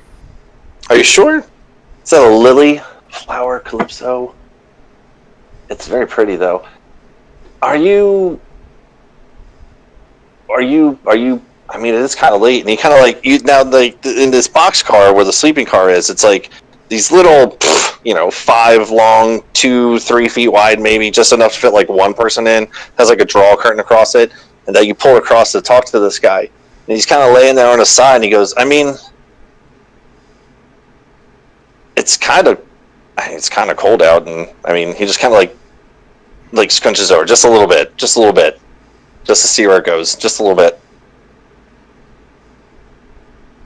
Were you looking I'm for a... flattered, but I'm also married. And I'll show the illusion of the ring. Oh, no, okay. And he kind of scoots back. My apologies, madam. Was there anything else you needed from me before I go back to sleep alone and sad? I had thought that those things had killed somebody, but I didn't see anybody with those sort of wounds, so I just wanted to make sure you were alright. No, I appreciate that. Were you... I saw some people fighting back. Were you one of those... Were you fighting the back? Do I look like I fight? Me in my illusion gorgeous dress. I try not to judge too much. It's very difficult to fight in dresses. Fair enough. I've never tried that before. I've never tried an actual fight before, so I can't really say anything about fighting in a dress or not. Good night. Thank you. Thank me. You're welcome. and he just slowly closes the curtain. Just. And I will. Yeah, I'm just gonna go back and keep an eye out on real Calypso. Okay. Gio's back there eating something. Yeah. Actually, no, I'm gonna camp right next to the power core so he doesn't sneak out and try for it. Okay, fair enough. That's probably a smart idea.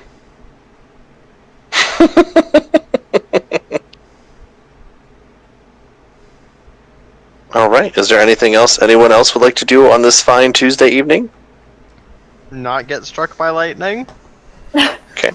You know, if you tied Jill up nearby that Electrum, just like you did on the airship, it would be kind of like a power cord. Perhaps. If that's what you're trying to go for.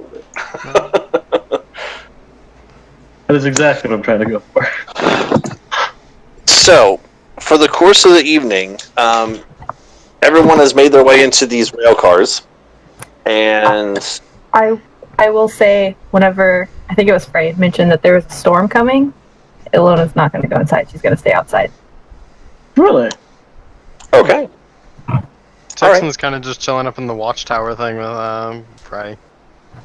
Okay. Why not? Partway through, I'm actually going to poke my head out and see, am I able to spot Ilona? Like, is she sitting somewhere obvious?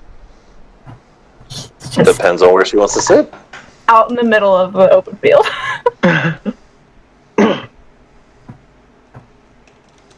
Yeah, she's not trying to hide or anything. She's just like out there. Okay. Why is Alona sitting in the rain? I don't know, Dixon. Only one way to find out. Ilona! What? What are you doing? Yeah! It's raining! Yeah! People tend to stay inside when it's raining. Why? It's beautiful. Look at it. It's just I'm not gonna lie, I've never really been in actual rain before. it's wonderful. You have to try it. You have to come outside. I And reach as- a hand as out you of my guys are- tent and say, I agree with Alona. As you guys are having this conversation, the clouds have started. It's basically progressing this general direction, right down through this cavern that you guys are in, up over top, and the thunder hits first because you can hear it, and every now and again you do see a lightning kind of come down. Frey and Tixon would probably see it most, being outside the moat. Sasori would probably see it too. And as you guys kind of all settle in for the evening, the rain starts to hit the rail cars, and it's a constant, gentle rain. Not too hard where it's beating against anything. Just almost soothing to a point. So, Sasori, out there in your memorial trees there, as you lay there, it's as the rain comes in, the cold that was actually outside, the outside air does kind of warm up a little bit as the storm rolls in. And the winds kind of die down a little bit, and it's almost like a warm rain, like borderline almost bathwater-ish in terms of the temperature. And you sit there, I'm guessing against one of your trees, as you do, and as you sit there, and again, kind of just coming up out of the ground, even though you're in this dirt desert area, just every now and again, some of the grass just kind of comes up out from nowhere and just kind of grabs along the side, ever so slightly, along your legs and coming out of the trees, and the water as it comes down through some of the branches and the leaves just kind of hits you in certain places on your face and everything. It's actually kind of relaxing in a way. It's not cold. It's not windy. It's just nice. For you other people, for Ilona and Tixon and Frey, Persephone, where are you staying at? I got a tent right next to the power core. Okay, cool. I like the rain, but I'd have to keep the illusion adjusting for looking like I'm in the rain, and I don't want to do that. Okay. So again, as this rain comes in, and again, it's interesting how at once it was cold, but as this rain kind of like swoops in towards you guys, the air temperature picks up, and it's actually a warmer sensation. And the rain coming down is warm as well. It's again, it's not thunder and lightning and hail brimstone. It's just like a summer thunderstorm is basically what you guys are experiencing right now. So every now and again you hear thunder, just rumbling. But what do you guys want to do? I just want to set the scene for you. Now you may continue. Kinda.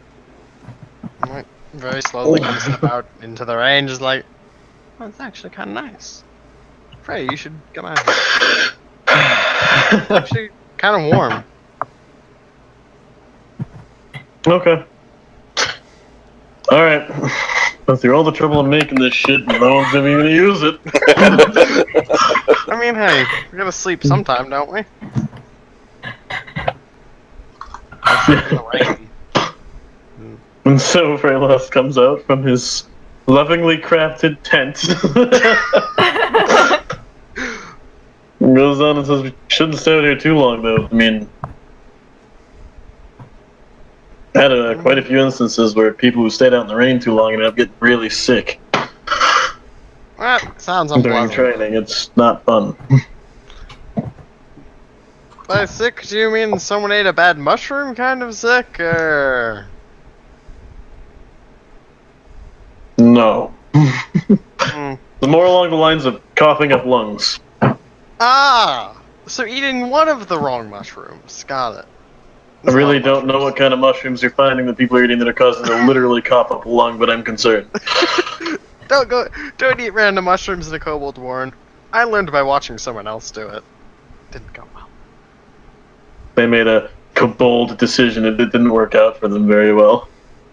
There was mushroom for improvement. I should. That was better. No, kidding. Tix is considering it. Just like, That was 100% in character, too. ow! That has physically hurt me. I can kind of see where the rain's nice, though. Isn't it just the most wonderful thing you've ever seen? I mean, yeah. I've never really seen rain. Me either. I lived underground. You I did? thought I lived a Oh, really you fucking did. isolated life. Yeah, I lived underground with a bunch of other kobold, and it was Yeah. unpleasant. You told me underground is no fun. This is much better. Yes, I like the sun.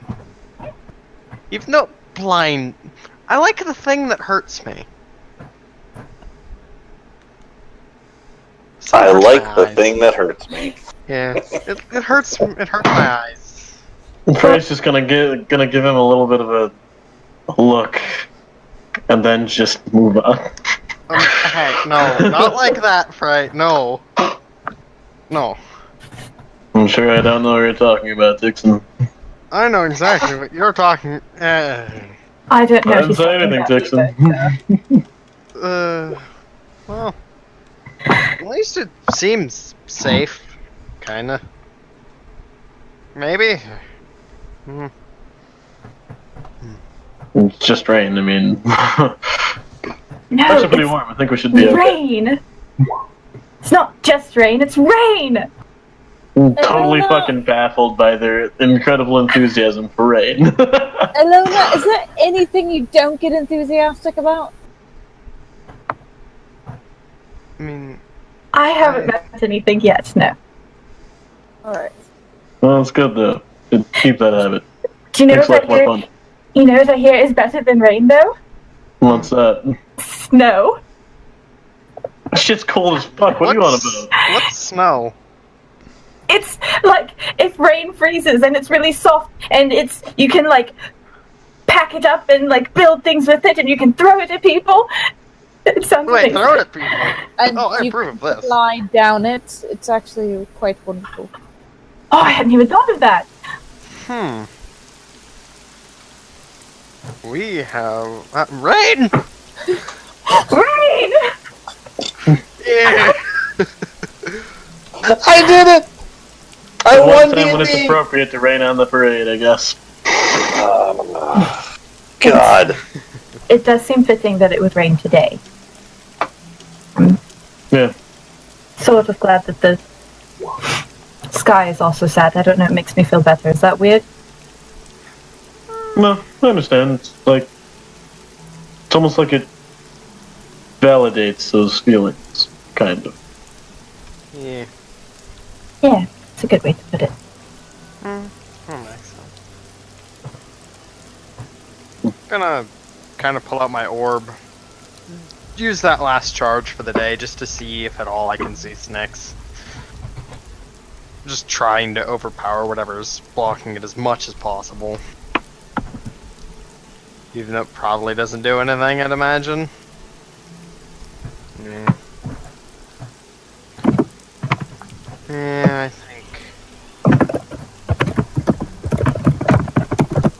I think it does make sense. Also, that hurts, Frey. That hurts so very much. I'm hilarious, and you know it. You are, but it still hurts.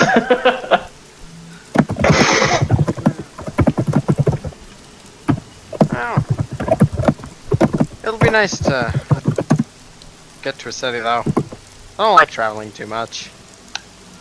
I love it. I mean, sure, you get to see a lot of things, but I mean, what about like going to uppercuts every night? Huh? Right? You don't want to do the same thing all the time. It would get very boring. Stagnance is death. Staying in one Exactly. place too long just ruins everything. The That's whole a point good of way to living put it. life is to experience something new whenever you can and learn new things where you can. Yes. I spent too much time locked in one place and will never look back. Me too. Was this you were locked in? I think you owe me some stories, Faye. You know it would make the rain even better. I think. There we go. There it is. Right. You do kind of. I'll move the tent a little further so I can listen in. I'd Like in the almost forgotten cartoon? that you had promised me a few things, and I can't believe I almost forgot because I've been really looking forward to it. But you did promise, and I think you've been avoiding me, hoping that I would forget, and I almost did. It almost worked, but I have a very, very rememberable mind. Great the way. memory. Yeah, I mean, Frey, you do some things that I don't know about you. Be interesting to know a bit more about where you came from and all that. Yeah. So I you don't have much I can say, otherwise I would. I came from a fucking hole in the ground. Infested with my own people and a dragon who... It's funny that you say that, Dixon. We're not too different in that regard. I was raised in a military compound. like a bunker. Sort of. Yeah, it's in the mountains, off near Taiwi, actually, since we were talking about that the other day.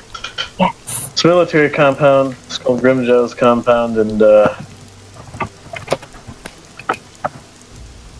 honestly, I really don't have a whole lot to say that would be happy about it right now.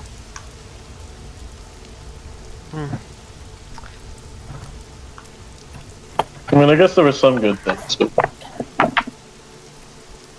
taught me tactics. It's hard to find a bond of camaraderie harder than what you get with a couple of soldiers literally raised together. My squad was my family. My parents abandoned me at birth at this compound. I was raised there. It wasn't the worst place ever. It was very strict. Didn't really get to do a whole lot of whatever we wanted to do, and I will say that at least I could see the fucking rain. I mean, I understand Tixon, but Alona, where are you from that you've never seen rain before? Yeah.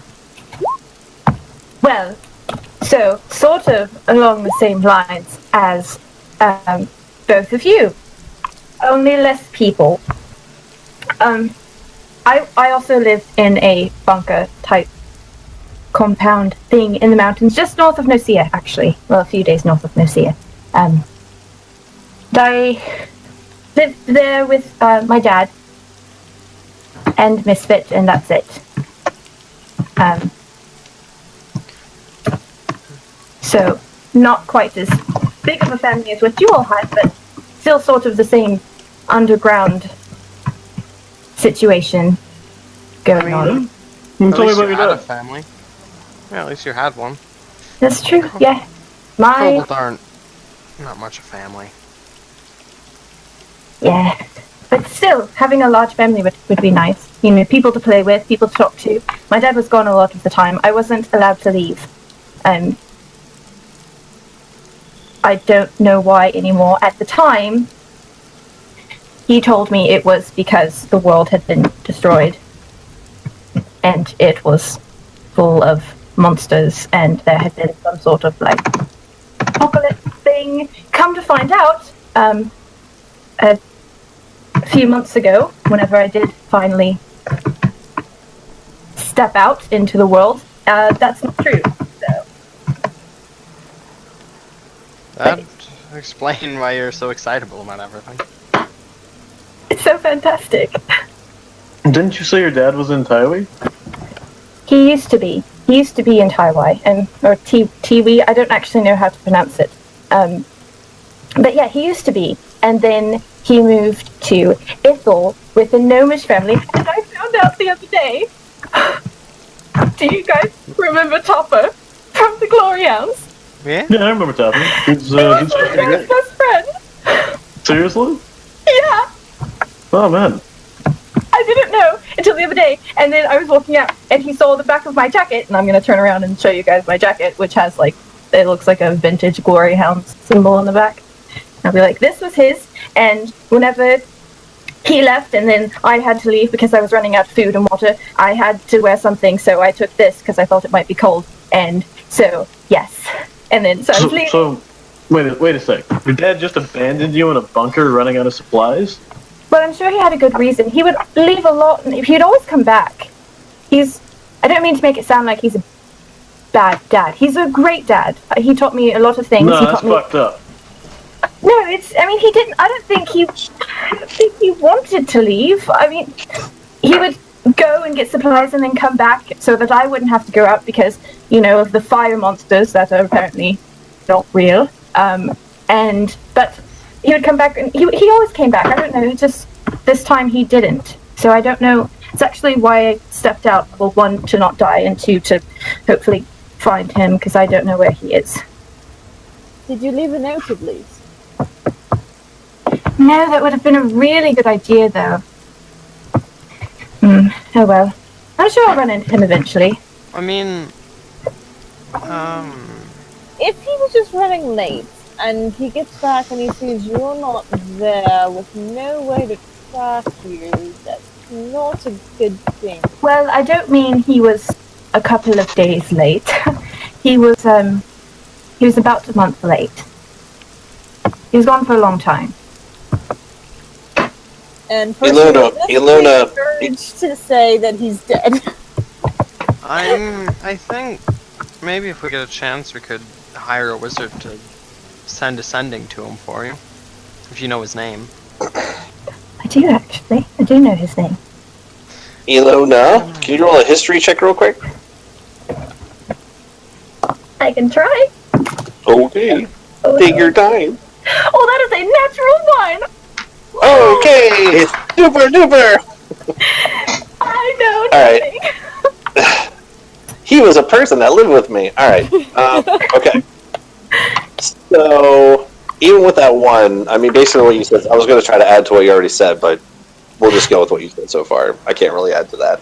Oh no. Words and numbers and months and things. Okay, continue. You're good. Yeah. I mean, at least, Joe. Like I said, you have a family. Yeah, it was just me and my dad though. It got really lonely a lot. Especially with him going out every couple of weeks to get supplies and Funny thing, man. sort of thing. Family isn't always what it's cracked up to be, unfortunately. No, I would love to have a family. I would love it. I've noticed a few things since I left. I just want to say, most kobolds don't act anywhere near like I do or any of you do.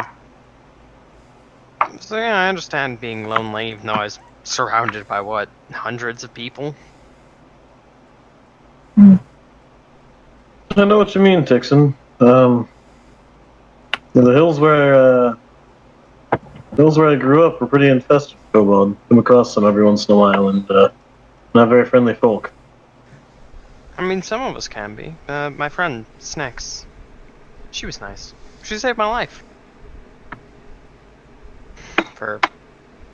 Well, I mean, only her knows what reason, but he did. She did. Already got out of there. I just can't wait to figure out what happened to her. Maybe beat the fuck out of some people, huh? Point me at him, we'll take care of it. Yeah. So, Frey, you're not getting off that easy. Excuse me, I'm gonna go back. Hey, man, hey. Here we are. Nah, but No. seriously, we should probably get in the tent. Too much time standing in the rain and we're all gonna get sick. Well, then you get to. Even with it being warm. Tomorrow. You're welcome to come up with, but... We have plenty of time for you to continue tomorrow. I pressed to taste myself dry. I'm like, what are you talking about? I'm not wet at all. And I then can you do get that too. immediately wet again from the rain. Genius. You're like, hey, I can try, man. I can try.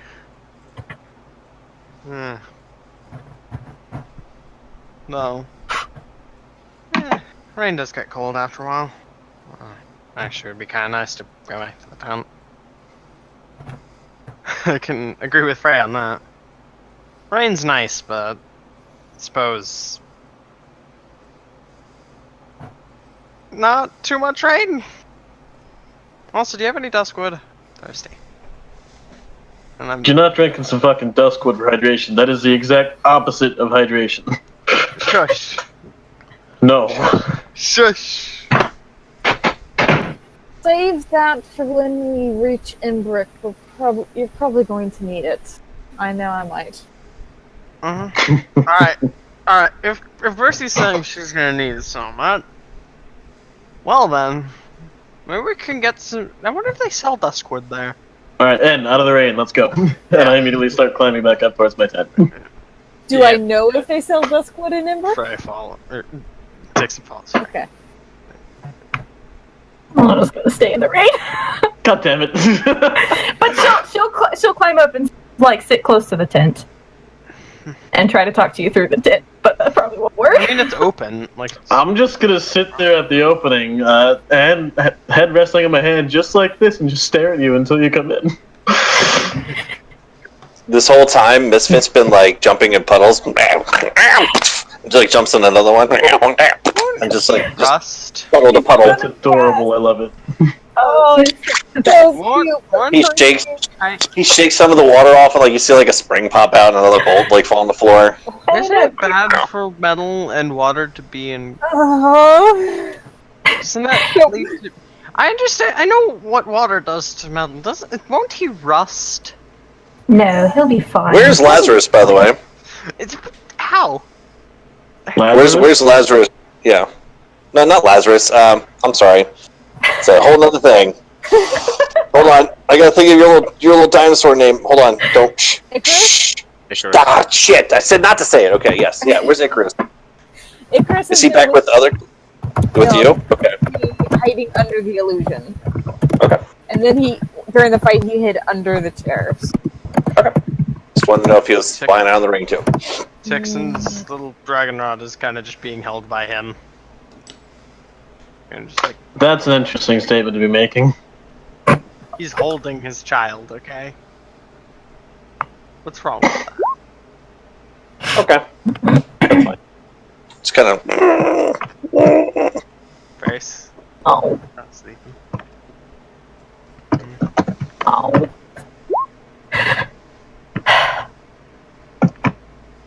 Eventually, I'll go in the tent. I said dragon rot. Jesus.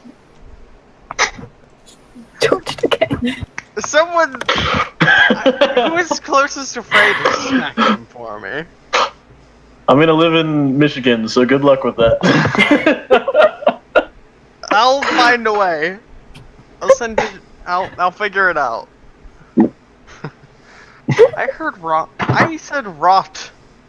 Alright, so once Ilona actually comes into the tent, I'll sit up a little bit straighter and look at her and say, okay, what do you want to know?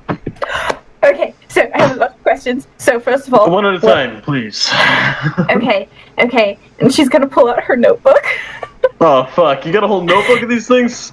Well, it's not an entire notebook, it's just part of a notebook. So, first, I wanted to know what Taiwan was like. You already said it kind of sucks. But the city itself, and the ocean, and all of that. Oh, Taiwan's fucking awesome. It's a little coastal town. It's probably the most interesting place that I got to see in my youth. My younger youth.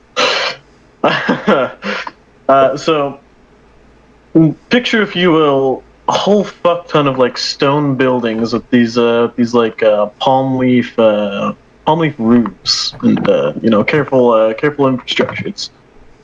You can look out over this vast expanse of water that just seems to go on forever. It's absolutely beautiful, and it's always busy, because it's a port. There's constantly ships coming in and out with people from all over the world. Honestly, some of them bring interesting things that we don't see around these parts. Others just bring like lumber and other stuff that's just necessary for day-to-day life in the area. Of course, it's a pretty big commerce hub too. Just being that it's probably the only water accessible town in quite a ways. There's always something to do. The city never really sleeps. It's so busy. Actually, a lot of the time when I came to visit, it was it's usually military training exercises more often than not. My commanders, they like to send some of our more experienced members in there and have them masquerade as base criminals hiding out amongst the populace precisely because it was so busy and hard to find everything. Our mission would be to get in there and try to get them out without hurting any of the civilians or damaging any buildings or anything like that. Didn't always make it easy, and sometimes we actually caught some legitimate criminals too. It was an interesting day. Wasn't really expecting the knife to actually get jabbed into my neck. I'm sorry, but okay, so this is a new question. You got a knife jabbed into your neck? Yeah, many times. I didn't say I was raised in a military compound, right? Like, literal military compound. Religious zealot military compound. It was still military compound. Combat was a daily part of my life. What sort of religious zealot? Come back to that later. Yeah, but I want to tell you a little bit about my squad because I was talking about that whole stabbing incident. Good friend of mine, Sergeant Cyprian. She was our medic. This tiefling gal. Kind of rare to find a tiefling in a religious order. I was not to be related to fiends and dumb shit like that. She always patched us up. Saved my life a few times. And just because you mentioned it before, yeah, it sounds like you were talking about the guy in Fox, Specialist Fox. Yeah. Yeah, he's a good guy. He was a bit of a dork. Is that how you know him? You trained with him? Oh yeah, he was in my squad. He was like my first family. He seems like a good family to have. He was nice. Yeah, he was my main workout buddy. Always had some food too, and you said cookies. Back when I knew him, it was always shit like broccoli because he was always lifting constantly. He needed so much protein, but I mean, he did eat more of the healthy foods. I think the treats and stuff were just for me, and I saw him hand them out to a couple of kids, which was sort of embarrassing. But they were really good cookies, so I didn't care too much. Yeah, sounds like him. He's a good guy. Yeah. So why was that embarrassing though? You used to do that all the time in Taiwan. Well, yeah, but I don't know. I'm not a kid, and I felt like I should probably be eating the grown-up food. In fact, I tried the broccoli. I don't like it. It's not for me. It was a bit bitter. Yeah, you just do it though. Well, it sounds like you had some pretty good friends, Fox and Cyprian, right? Cyprian, close. Cyprian. Sorry, added Sorry. T there, the extra T's for tiefling, I guess. Well, it sounds lovely. It sounds like you had a lot of good times. Yeah, some of it was pretty alright. Do you miss it? Some parts of it. a lot of other parts I'm not really missing at all. Like, for when I don't have to wake up at before the sun every day like I used to. Shit was awful.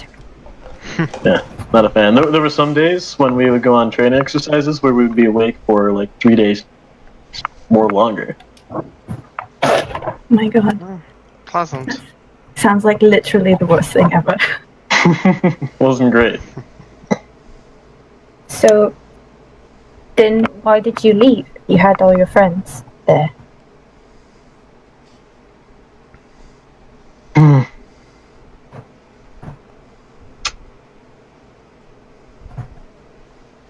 Things happen. That's a rough one.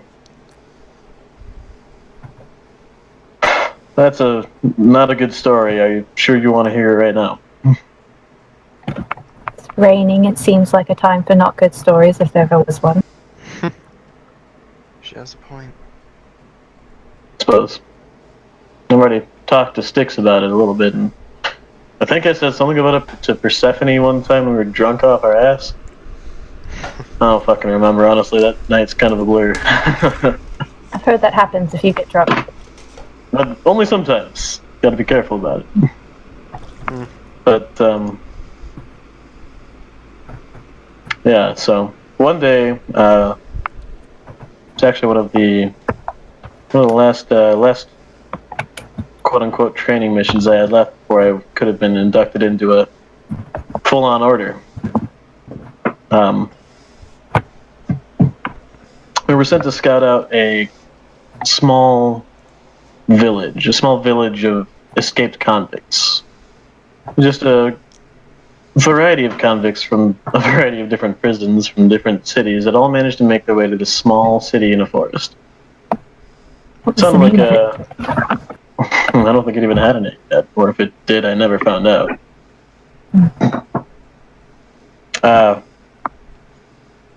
Well, when we got there,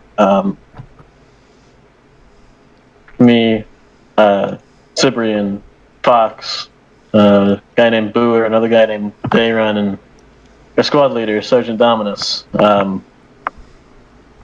a good look in the village, and they all seem to be going about their lives in a pretty peaceful way, just all focused on building something sustainable, something that they could live in. Sergeant Dominus called them out, told them to submit or die. Tyr doesn't really do mercy. These people didn't want to go back to jail. They just begged us to go away, to just leave them to their devices, but Sergeant Dominus told us to kill them all. I wouldn't. It's not right. People who are just trying to live a good life shouldn't be subject to such heavy-handed... It's a fucking mockery of justice is what it is. So I left. I refused to take part, I just left. Yeah, I would too. I think that was a good call. So. Sometimes used to So say, I'm not there "Only anymore." God." Have you seen any of them since then? No, I make it a point not to. Well, you might see Fox again. Is that going to be weird? Or did Fox also leave? I don't know if he'll even recognize me. He didn't have the mask back then. That's true. That's another one of my questions. It's actually a two-part question. We'll come back to that because you mentioned Tyr earlier and something about an order and a religious zealot. And were you part of that? Were you part of the Knights of the Merciful Sword?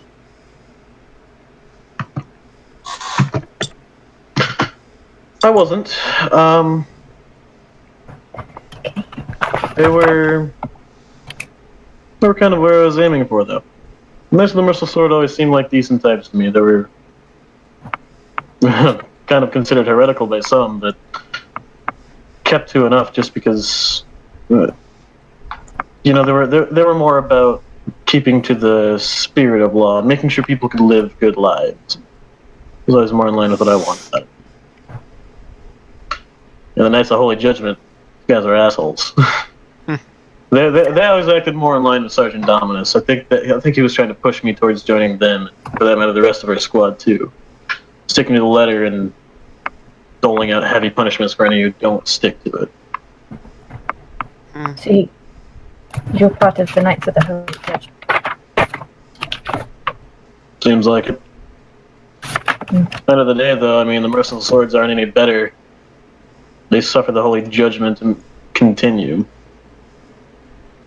Well, not all of them are really bad, right? Some of them are good. Standing by and watching the people committing the atrocities is just as bad as committing the atrocities yourself. Well, some of them were kind of heroes, like the Black Knight of Augustine, right? Belmont? Do I recognize who that is? Roll a history check. Okay. 4. The name escapes you. Gotta be honest, Lona, I have no idea who that is. Oh, All I know is that silence around the actions of a tyrant will never help the common folk. It only helps the person committing the destruction. And ultimately, that's what the Knights of the Merciful Sword did. They may have never taken part in those holy massacres themselves, but they didn't stop them either.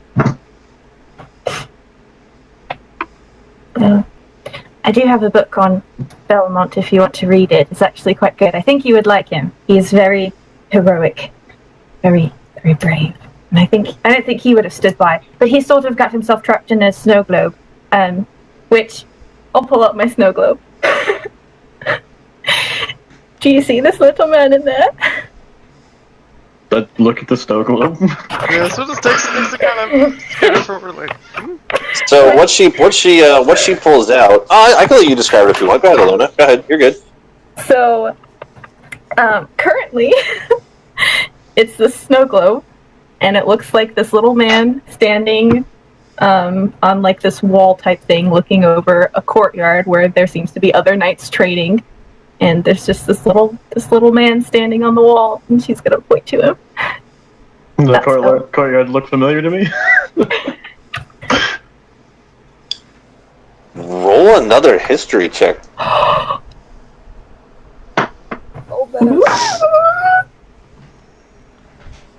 Natural 1. Just a fucking snow globe, man. Kind of cool, yeah. I mean... No, but that's him. That's Belmont in there. Like, I think it's actually him. Because the shopkeeper who sold it to me told me that he got trapped in a snow globe by a very powerful wizard. And at first he was standing on a snowy hilltop, and that's where he had his last battle. But look at him closely. Look at him. But look at him closely. I'll put it behind my back. Okay. Oh. No, go ahead. All right. So what you guys see is, again, as she described, it's a snow globe.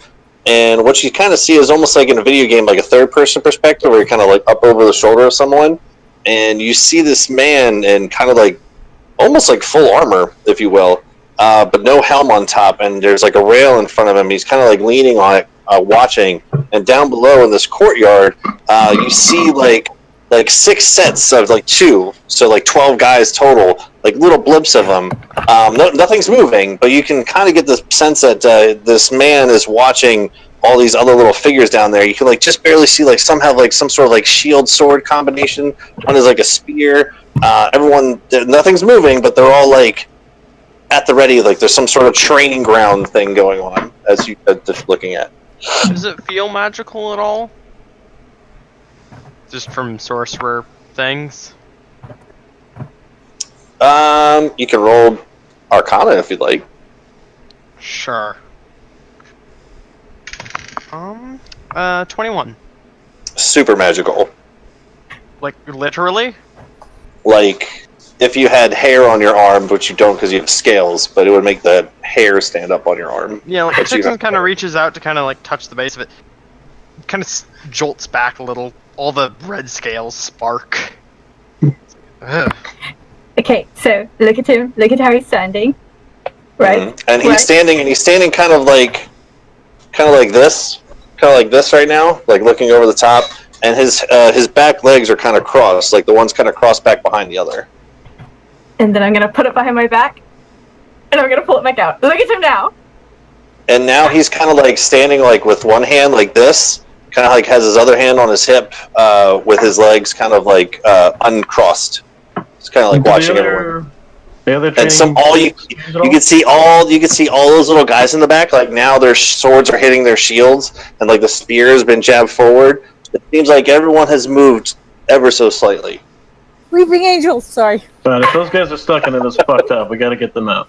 I know, right? We have to get them out. We tried smashing it? No! What if it kills him? I don't know anything about this. Why? But I mean, better than doing nothing. Well, no, but if I mean, do it and if he we dies, could- then I would have killed him. If we could dispel magic, maybe. Maybe, I don't know. I want to finish reading the book first, though, because maybe there's some sort of clue or something in there that tells us how to get him out. I don't know. I haven't finished it yet. But I will. I'm concerned. Well, let me know what goes on with that, because Yeah. that's what I want to read the book too. Yes, I've read the first 10 chapters or so. You can borrow it 10 if you want. chapters. The Yes. pictures. No pictures. But I can just give you a summary of all of the chapters if you want. Not right now, of course. I can do it later, but because I'm still not done asking questions. Okay, yeah. Finish that, and then maybe like have Percy go through it. She'll probably be able to think things through better than I can. But Well, but you know more about Tyr and the Triad and you know all of that sort of stuff. I mean, you grew up in Taiwai, what the place? You grew up in the same place that he Grimjaws lived. compound. Yes. Maybe we should all put our heads together, not just Story time around the fire. Yes.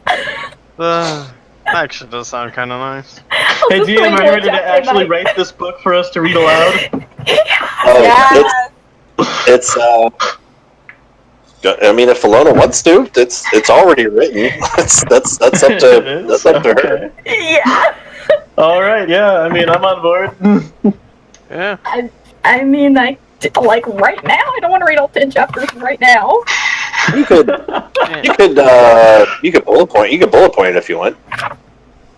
So it starts off once upon a time.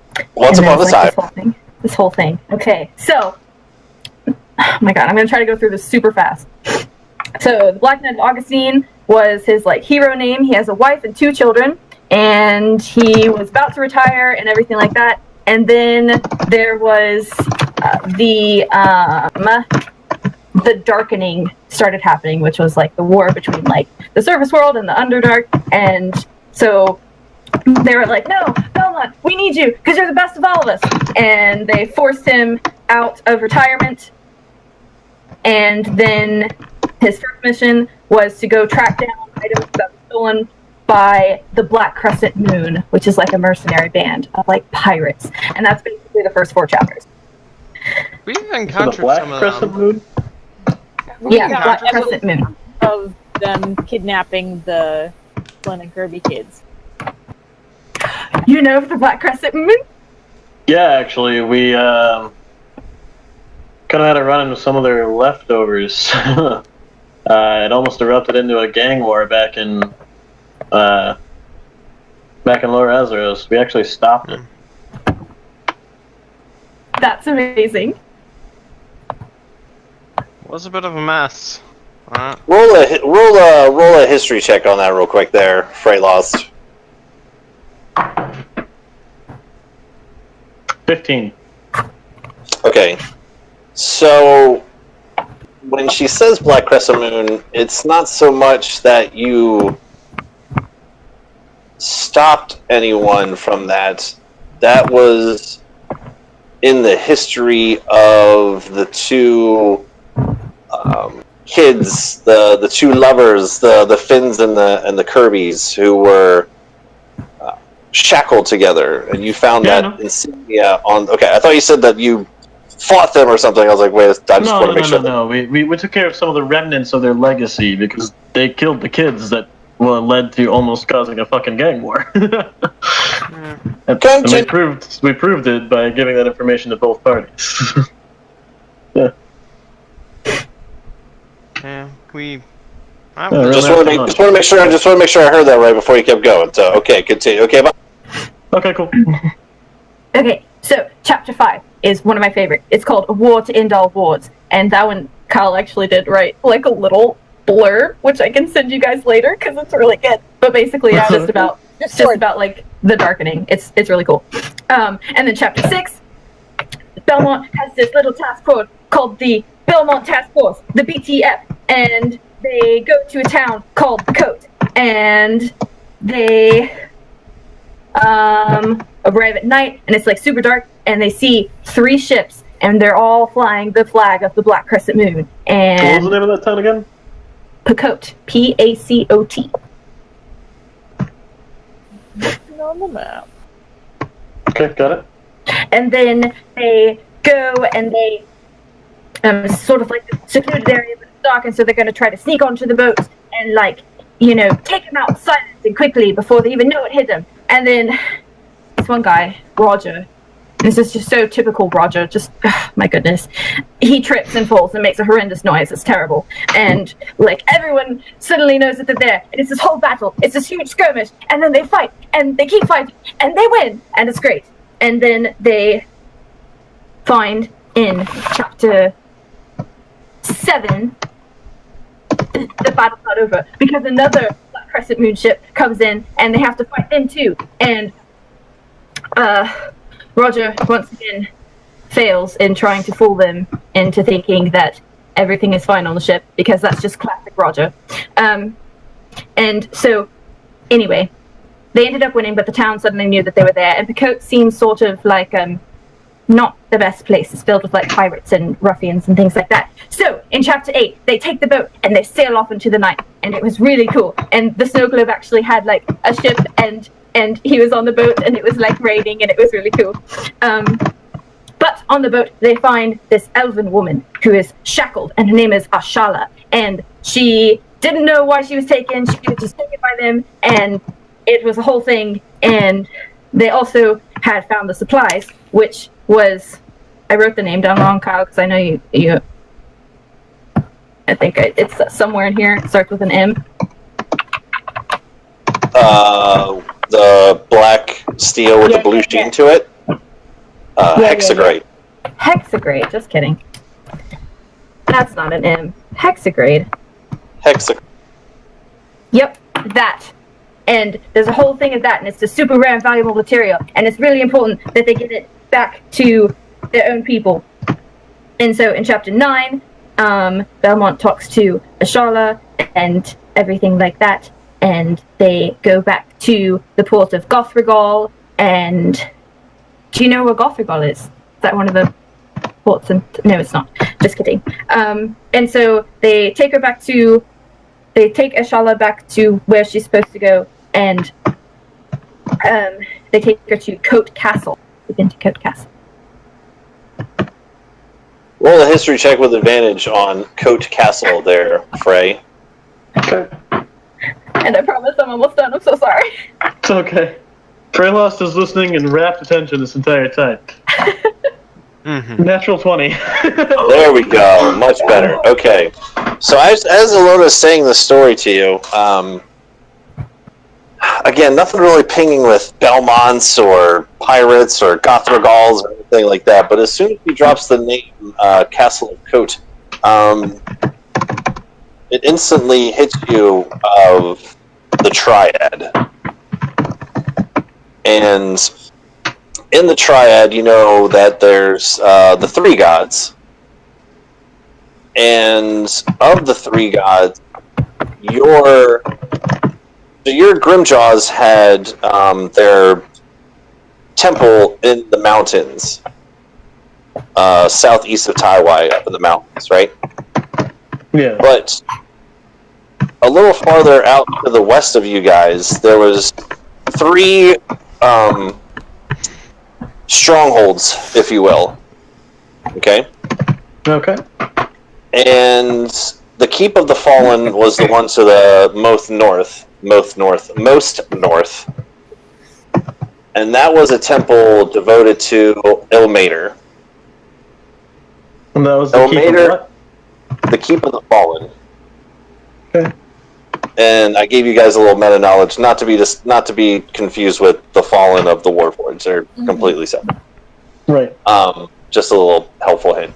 So the Keep of the Fallen, devoted to Ilmater, who was the god of the Triad, which dealt with like healing and mercy, and again, the Keep of the Fallen is kind of right in the name. You know, it's all about helping those who can't help themselves. And this was a stronghold that was known for monks and peace and tranquility and all the like. A little further to the south was a stronghold. Now I'm going to try to. That's where Harrison's going. It is where Harrison's going. I actually say that out loud too. Okay, that's fine. Harrison's going to as long as it's coming, you just say it out loud. Okay. Code Castle, which is the one that sprung all this. I'm sorry. Let me go in order. Keep the Fallen to the north. In the middle, to the south, is called Smeslev, and I'm just going to spell it for you. Seselw. You said that was SMESELW? Yep. I know, it's weird. Stronghold. Okay. Alright, and... what happened to my computer?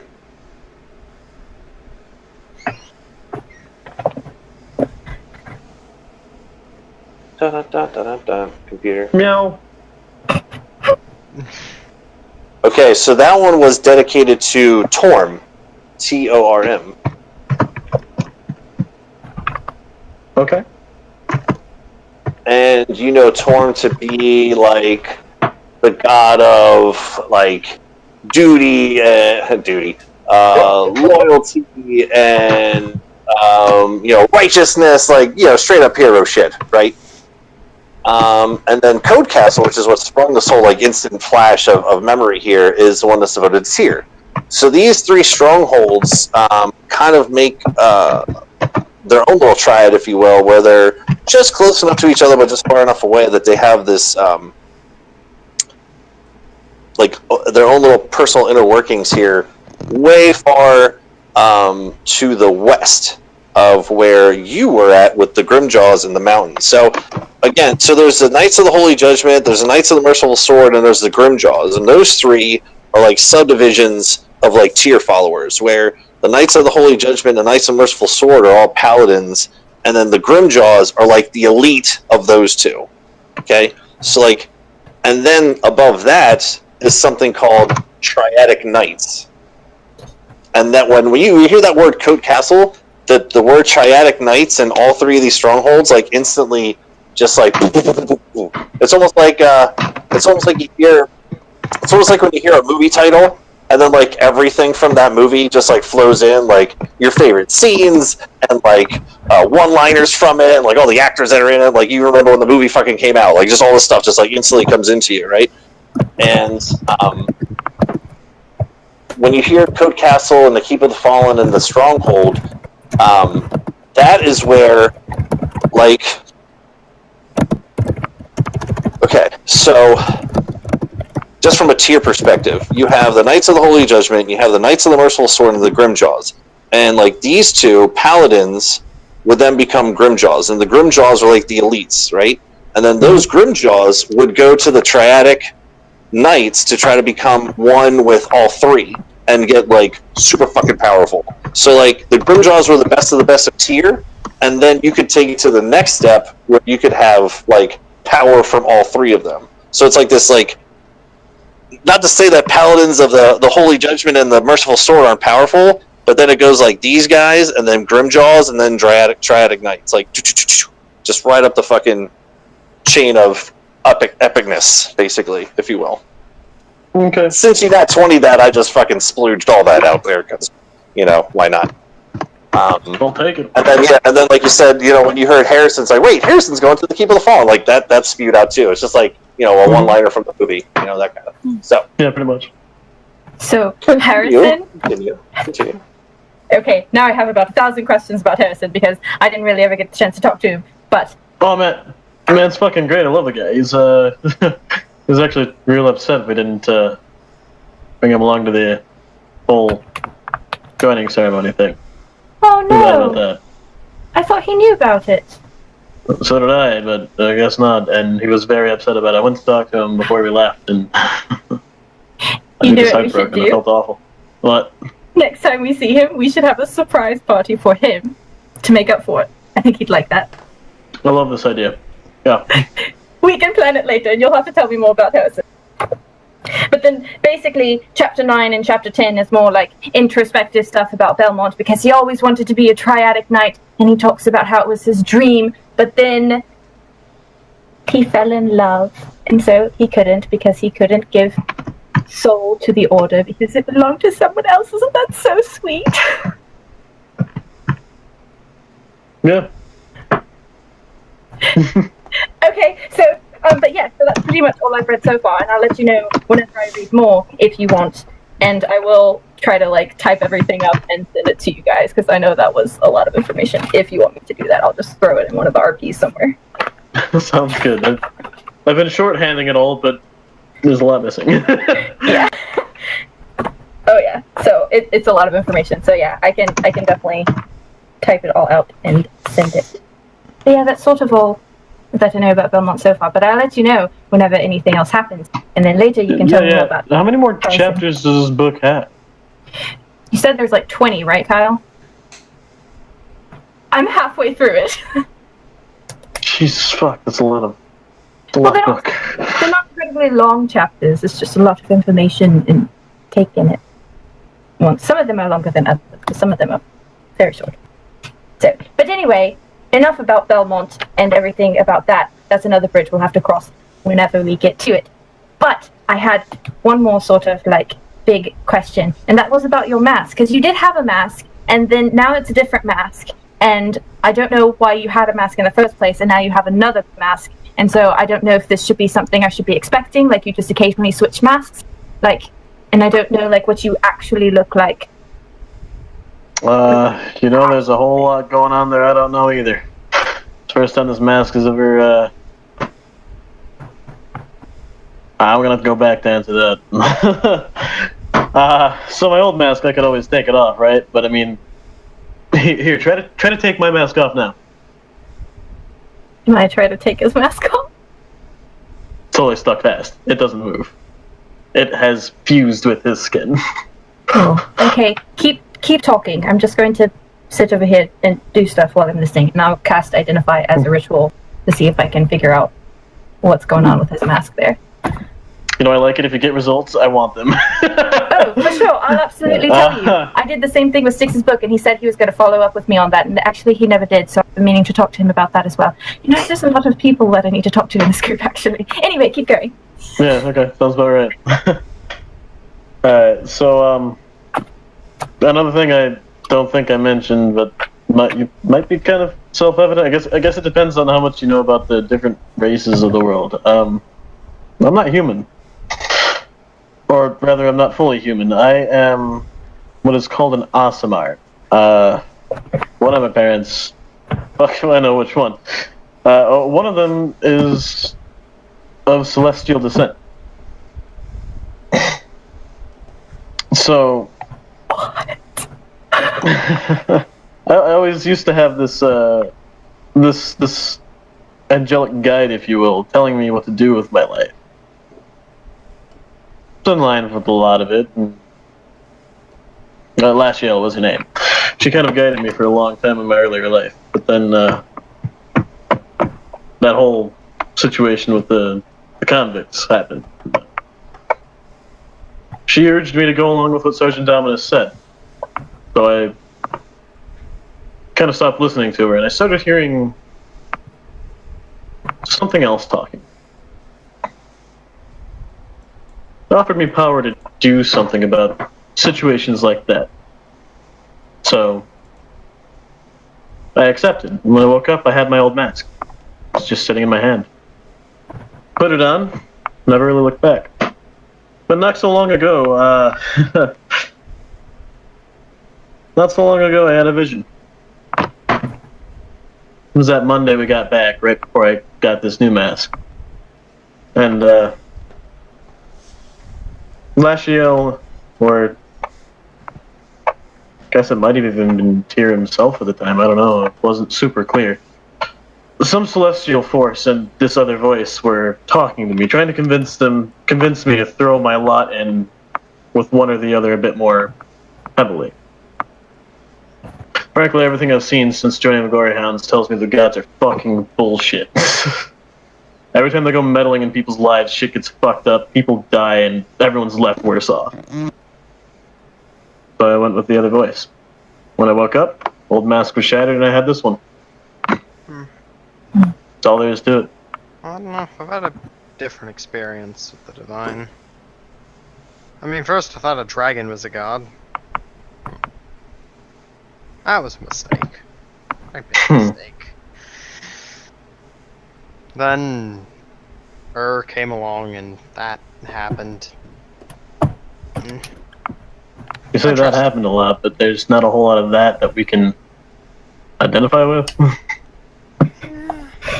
I don't know. Oh, the I deal woke is with up with Azure. weird scales and fire. I have a lot of fire. But I mean, yeah. So basically, gods are fucking with us, and it may or may not be a good thing, I guess. Yeah. I guess that would depend on the god, wouldn't it? And what they did. Kinda like any other person. I don't know, man. Whenever they start sticking their nose in things, shit goes awry. Sounds like us as a whole.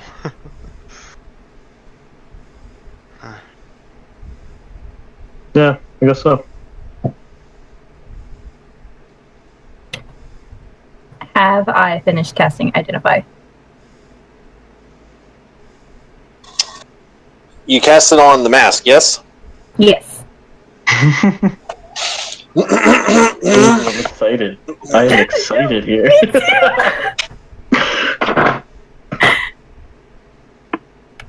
You choose one object and you must touch throughout the casting of the spell. You're holding his face for Yes. 10 minutes. I'm still listening. Just give me a Yep. on his face. Just hold still. If it is a magic item or some other magic imbued object, you learn its properties and how to use them. So what you would pick up from that part is it's something about this mask is tied to did you see the wings? You did not see the wings. So there is some sort of, as you're holding on to it, and towards the end of this ritual, like as you close your eyes, you almost want to let go. She would have seen the wings. She would have seen the wings. She was outside. Yeah, but they retained the whole time. They retained the entire combat. She would have seen me later on in the combat. Yeah, the wings They last a full like minute.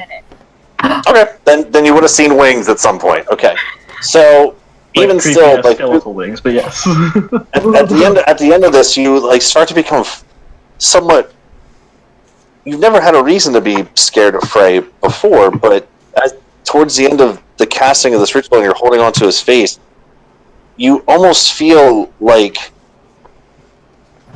some sort of tentacles or tendrils start to wrap around your fingers, and you start to feel scared, and you wanna let go, but you're just towards the end of this ritual, and you want to know more, and your just curiosity just maintains the hold, and you concentrate, and you have these quick flashes of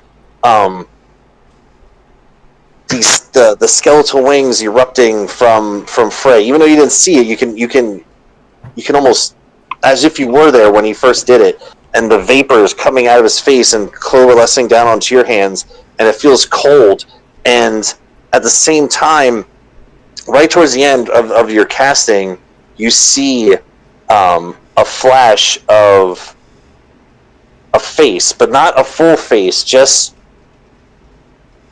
partial features of a face and red, glowing, piercing eyes with no pupil, just full red, and a blackened face with white hair, not gray, not old, just white, and two sharp fangs that come out where a mouth would be. And right at that very last minute, you can't hold on anymore, and then you have to let go. Whether it requires attunement, technically does not. You learn whether any spells are affecting the item. I need you to join me in Whispers, please. Oh, all right. How the hell do we get over there? We just leave Cool. Leave the call, go to Discord. I am excited. I've been wanting to know what the fuck's up with this, since I got it.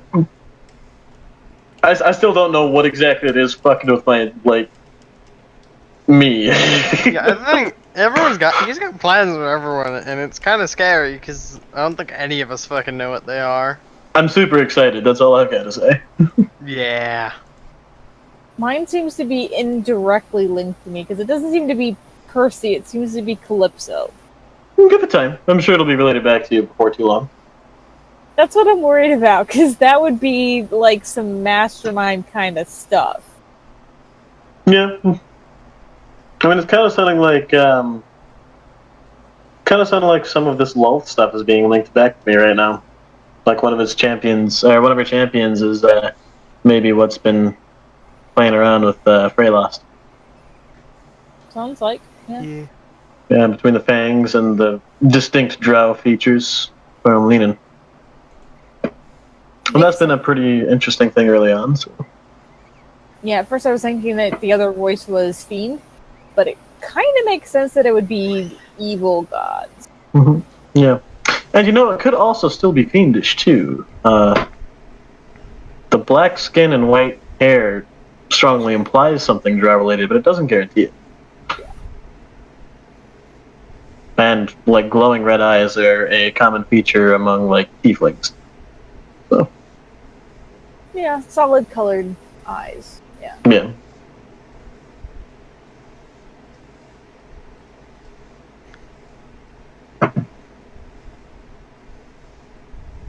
I'm waiting for stuff for Sasri to start coming in. Yeah. Yeah. He's currently probably, He's the one that we know the least about. Yeah, he's the one that we know the least about. Mm-hmm. I think Not Styx is probably the alone, most 'cause mysterious, he's also- though. He also doesn't really know what's going on. I love it. The fuck's going on? I don't know. I'm just along for the ride. I want him to, formerly have been a pirate or something. Oh no, he definitely was an elf before. hang on, what? He definitely was a what An before? elf. Okay. Do we know? He was if the lady. reincarnated? Huh? Do we know if he was reincarnated? No. Did he say anything? Definitely wasn't reincarnated. Alright, that face. I see Yeah. that face right now. And we're back. What did you do to Kayla? She's dying over there. I don't do shit. She's great. It's alone I'm worried about. Oh no. Okay. Okay. What?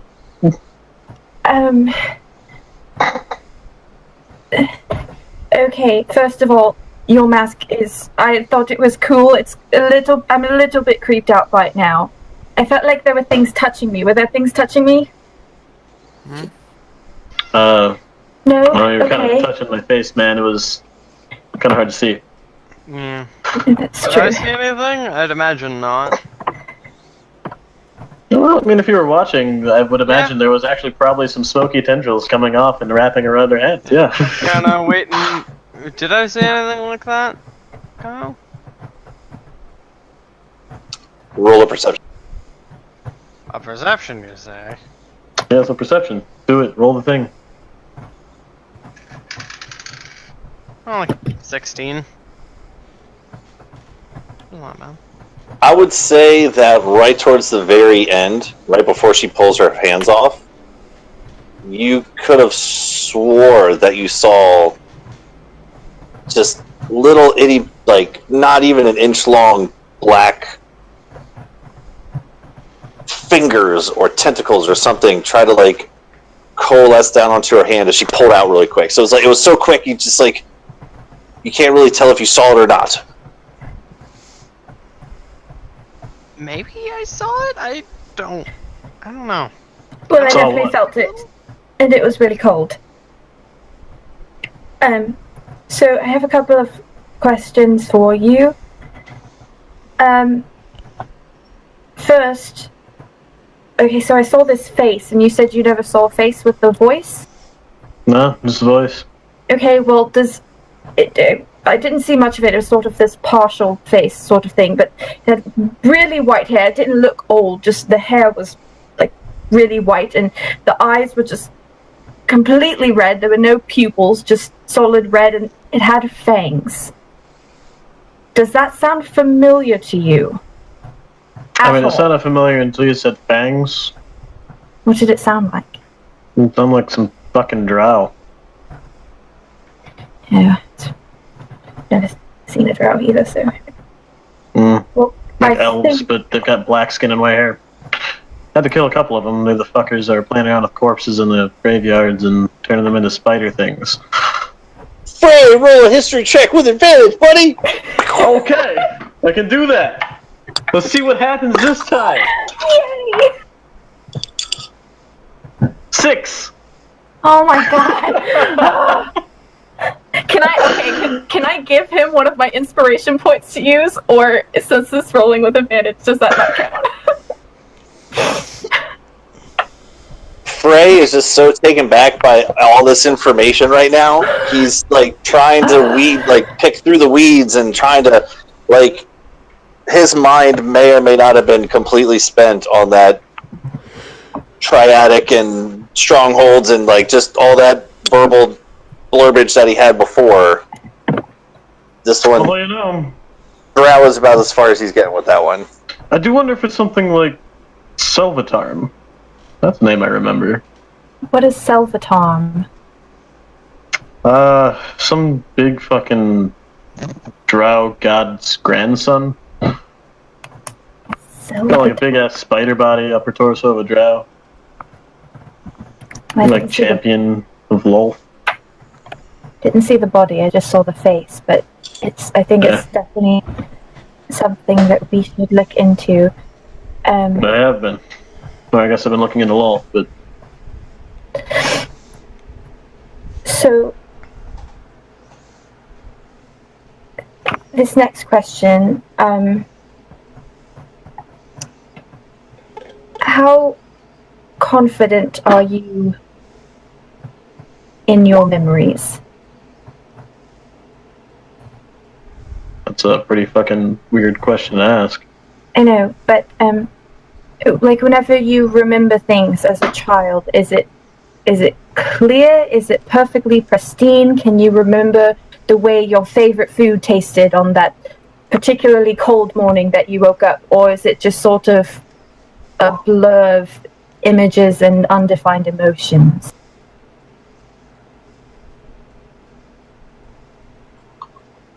That's weirdly specific.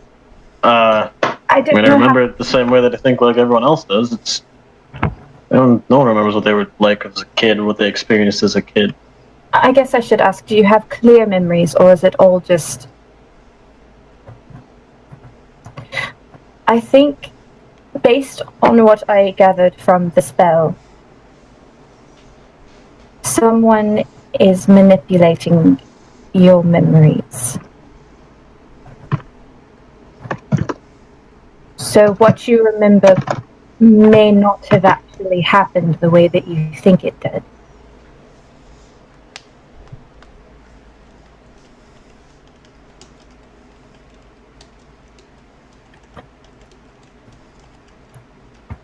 I couldn't gather why, and I couldn't figure out what your true memories were. I don't think they're gone. I just think they're being changed by something or someone.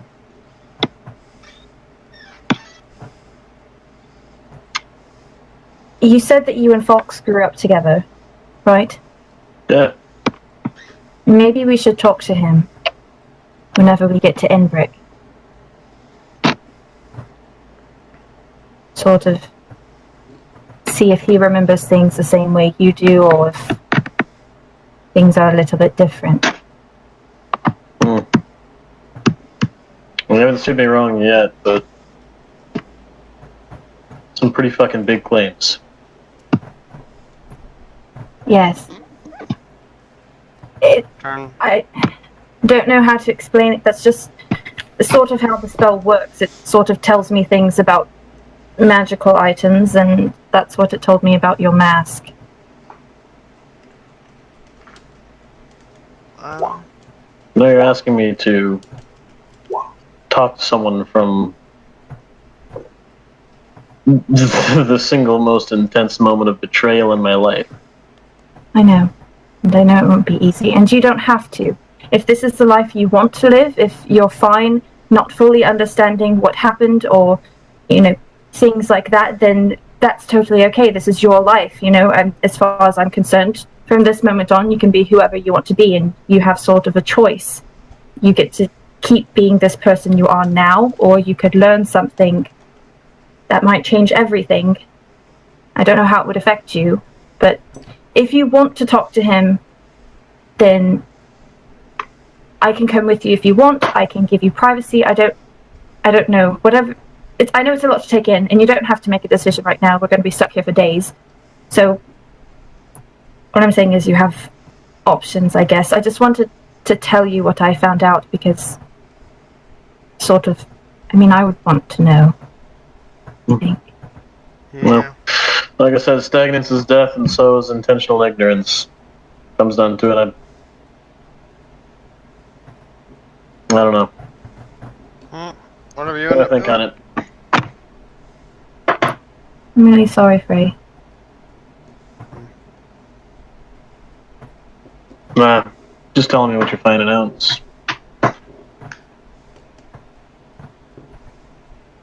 Fuck, that's a lot. Yeah. But whatever you choose, we got your back.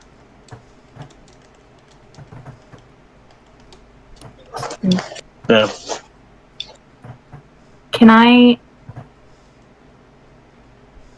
If I could have, just a couple more moments with your mask, I might be able to learn a little bit more information. It may not give us anything now, but it would help us research answers if you would rather hit the books instead of having to confront someone from your past.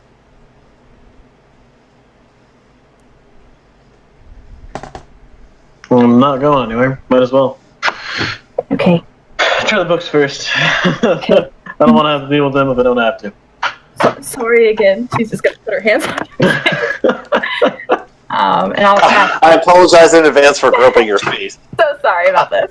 If it develops into a pattern, I might think you're hitting on.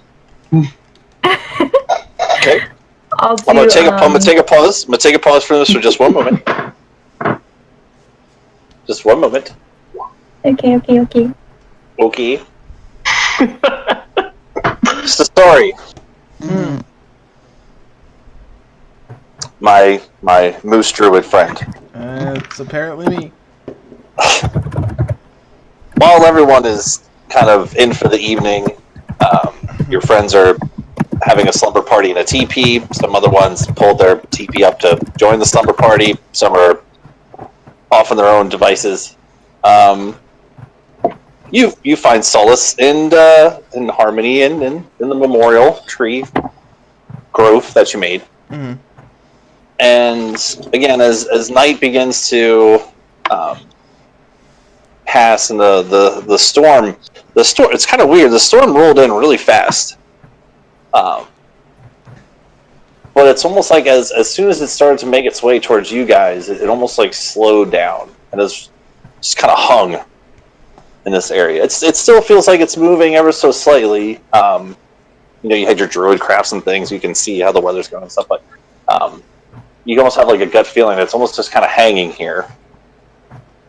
And it gives you a little bit of relief because it feels like rain is a very cleansing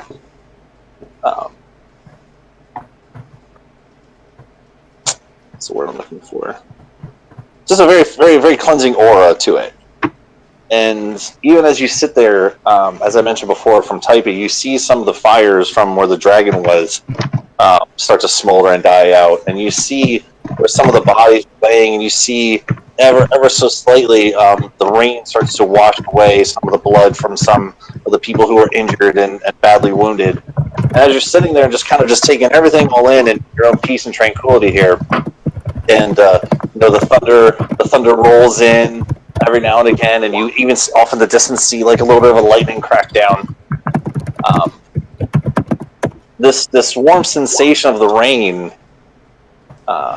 trickling down on you, and then the grass is giving its little hug, on your legs, its little blanket that it likes to give you, and you feel the rain kind of just ever so slightly come down the tree bark behind you and kind of brush on your face, and it's all warm. And just you almost have like a warm blanket of rain, and you had an exhausting day, and you just let sleep just take you. And as you fall asleep, it's been a while, but you have a dream. And in this dream, you find yourself in a very familiar hut. And it's made of mud and thatch. And as you're sitting in a very familiar chair, and you have a piece of wood in one hand and a whittling knife in the other, and you look down and you're whittling some sort of animal statue, something you've probably done 1,000 times before.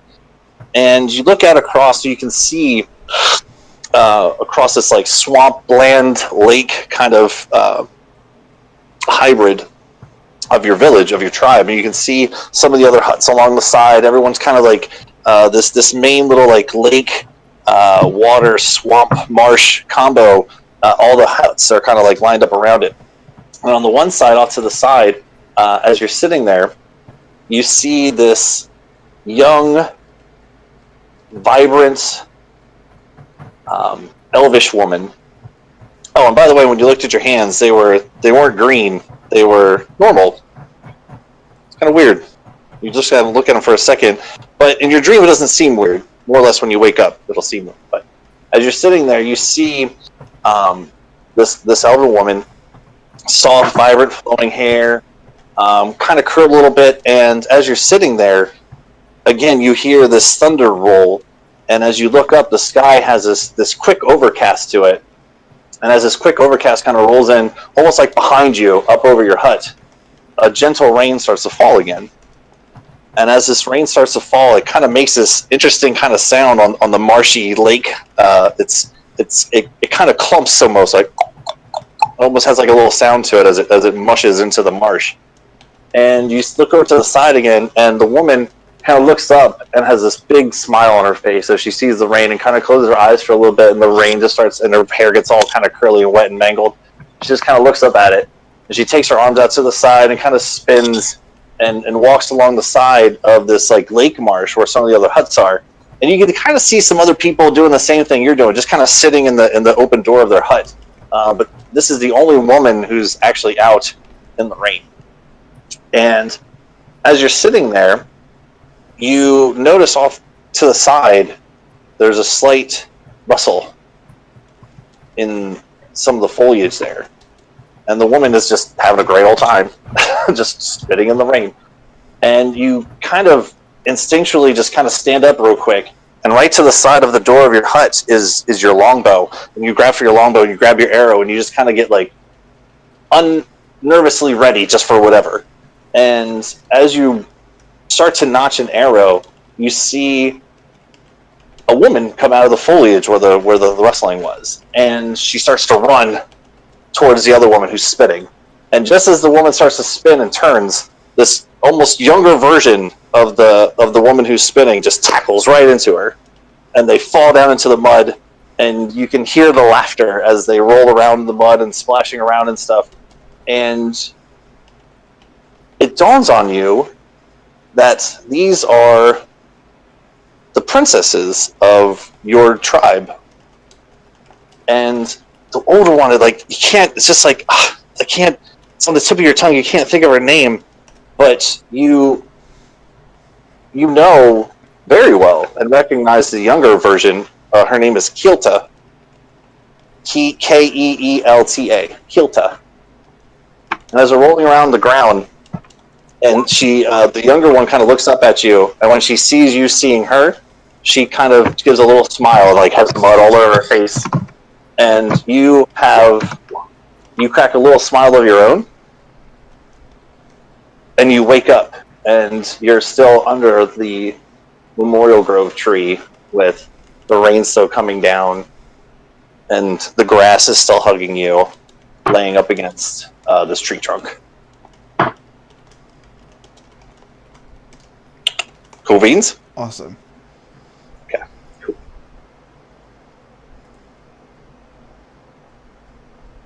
Sticks, Yeah. where are you at? Nice and warm in one of the carriages. Perfect. Sticks, as sleep takes you, Yep. all darkness. And then blue flames surround you in a circle. There's no top, there's no bottom, there's no sky, there's no walls, just endless darkness. You're standing on some sort of platform, some sort of solid surface that you can't see. Just blue flames surround you in an arc. And a face, just a face, from the other end starts to come through the flames. And you recognize this face, and you recognize the voice. You thought you could hide from me, boy. And you can't move. You're just frozen in place. You thought you could take power from me and then leave. And as he's talking, the flames around him, as he goes through the flames start to actually transform in front of you into this large snake body. But the flames are merging with the snake body, and it's this blue and blue scales, and the scales on it are not so much like a diamond pattern, but actually almost look like flames themselves as they start to roll around you. Probably 8-9 feet tall in your little goblin form, just surrounding all around you in this big wall of snake flame. And as this figure, this face walks through the flames, he actually starts to combine with the snake body itself.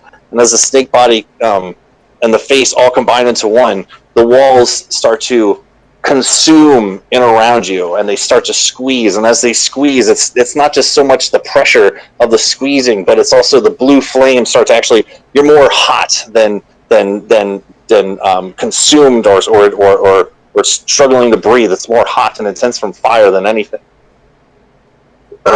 And as you kind of close your eyes in this nightmare, as you close your eyes from the intensity of the heat, and you open your eyes again, you actually find a purchase under your feet, and you recognize, as you're looking down at the floor, the cobblestone, and as you look up, you see this cobblestone walkway kind of arching around through, and you see familiar buildings all around you, all erupting in this blue flame, cascading out the windows, cascading out across the rooftops. You see bodies laying on the cobblestone street. It's kind of hard to make out like how many or who they are exactly, but the overall ambiance and the overall visual that you're getting is that you're home at the Order with blue flames and bodies.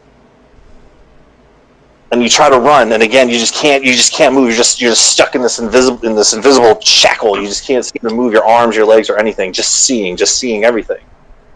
And the voice erupts again, and it says, "This This is the fate of those who oppose me, you creature. Return to me, or this is their fate. And now, as you poof, you just poof all of a sudden in a flash of darkness.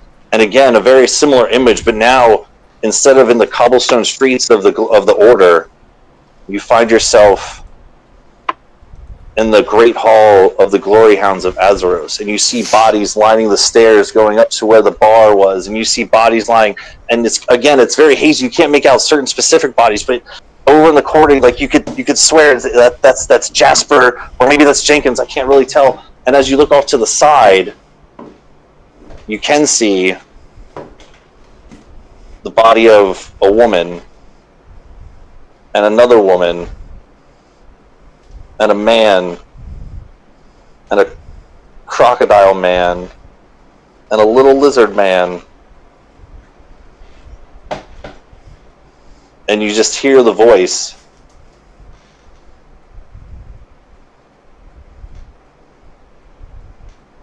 You see,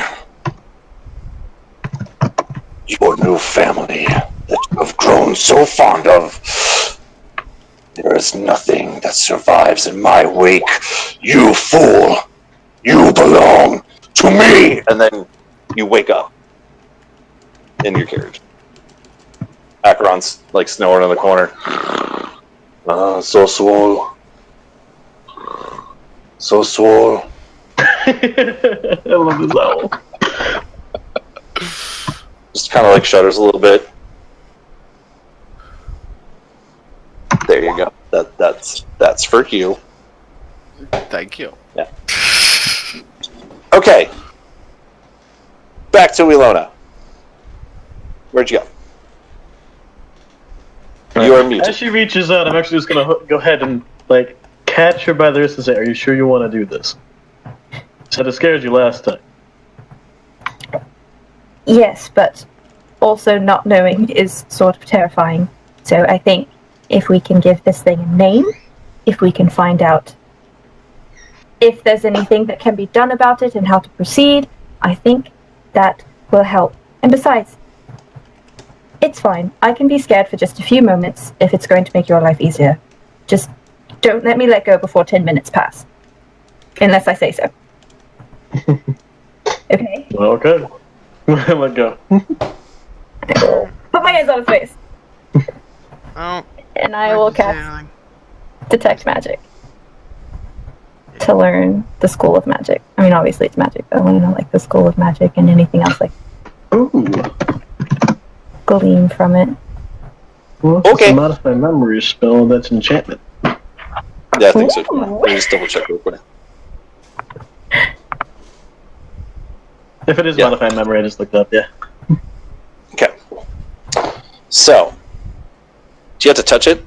I guess so. Probably. Yeah. Maybe not. Yep. No, you probably don't have to. For detect magic? No, detect magic, not necessarily. That's right. You don't. Well, I already said I put my hands on his face, and now I'm too embarrassed to be like, "Oh, just kidding. That's not how it works." So I do put my hands. Wait a Oh second. well, I mean, if you said detect, if you detect magic, you would know you don't have to touch it, so you don't have to. It's fine. It's just Yeah, a we matter just of rolled for just wants 17 though, so it happened. unless you want to touch his face. That's up It's to you. too It's an late. excuse. She just Yeah. wants to touch the face. No. Not that Frey would know. Not that Frey would know that you don't have to touch his face. It's just that you know you don't have to, Dude. and you still want to anyway. It's just I kind think of that's where Nick. I think that's where Nick was going with that. Well, it was kind of like, oh, wait, I don't actually have to touch his face. It's kind of too late to back out now. If you're walking down the street and you're like, oh, I actually want to go that way. But then you just have to keep walking that way for a little bit and then turn around so you don't look like a complete idiot. It's kind of like that. Yeah. You go completely around the block so no one sees you. Yeah, I get it. Okay. So you want to touch his face. I guess so. Detect magic. We've come too far. Yep. Okay. All right. So.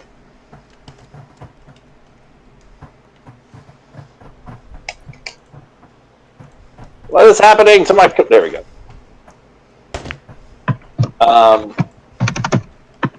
So as you go out... Oh, goodness gracious. Okay. Oh, so as no. you go out... And how long is this? It's a ritual, so is it 10 minutes? It takes 10 minutes to cast, yeah. Cool. Super. Okay, awesome. Okay, so you're like, okay, I'm gonna touch your face. So you reach out and you touch his face. And again, you start to concentrate. Frey, you're just sitting there like, this is super weird, but, whatever. And Tix has been sitting here watching this whole thing, like, you having, like, kind of like a ghost moment in the movie, but, like, in a weird face-touching kind of way. He's kind of just like, I'm tired. I'm gonna go to sleep. Yeah. This shit's weird. There's been a total composite 20 minutes with Ilona just feeling the fuck out my face now. Just touching your face. Yeah, Dixon just like, oh hey, Frey's bedroll. I'm gonna steal that. Mine. Hey, it's romantic. You're waiting by the train. So it's good. Oh, In the rain. Waiting by the train in the rain, in a handmade tent.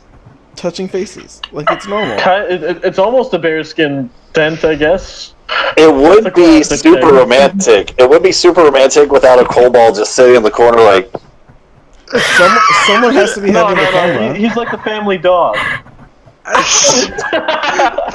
swear, if he heard that, if he heard that, Just nestled at the edge of the bed.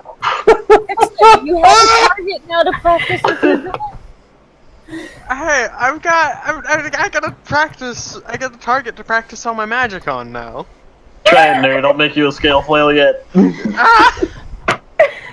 Yeah, Jason's just going to sleep. He's like, this is weird. Oh, He's just gonna it's not weird. It's not weird if the dog watches. It's Detecting not weird. Ilona. Wink, wink. Hey, wait, did you actually say that? No, did not actually say that. That was not a character. Okay, because Alona would not understand that situation. Frey is completely oblivious to any and all romantic advances and has been since the start of this. Sweet, okay. So, hands on the face, detecting the magic. oh, we're detecting all kinds of magic in this tent all of a Oh my sudden. god. Well then, We the got moment chatting the on the kobold mask and then leaves, just things all get in the room. As you touch his face for no reason, but because you want to, and you start to cast Detect Magic as a ritual,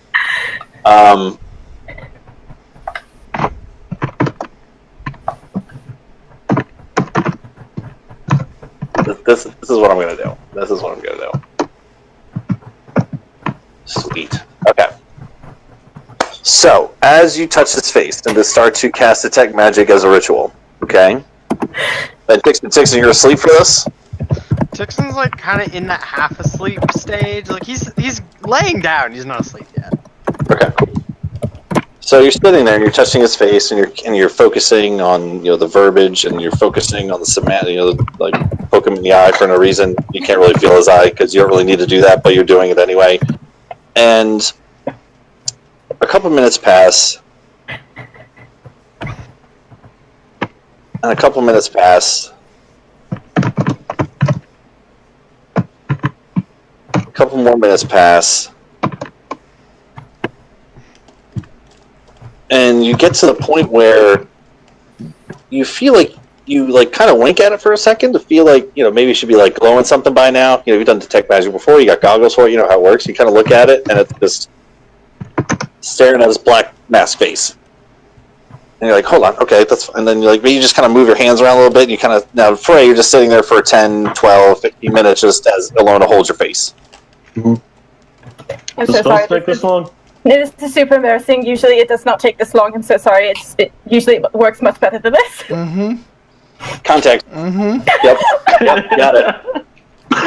Yeah, I'm loving all the context clues here. It's really enhancing my experience. Phrasing. So as you sit there, right about the 15-minute mark, you're just kind of confused as why nothing's really happening. It's not glowing. Nothing.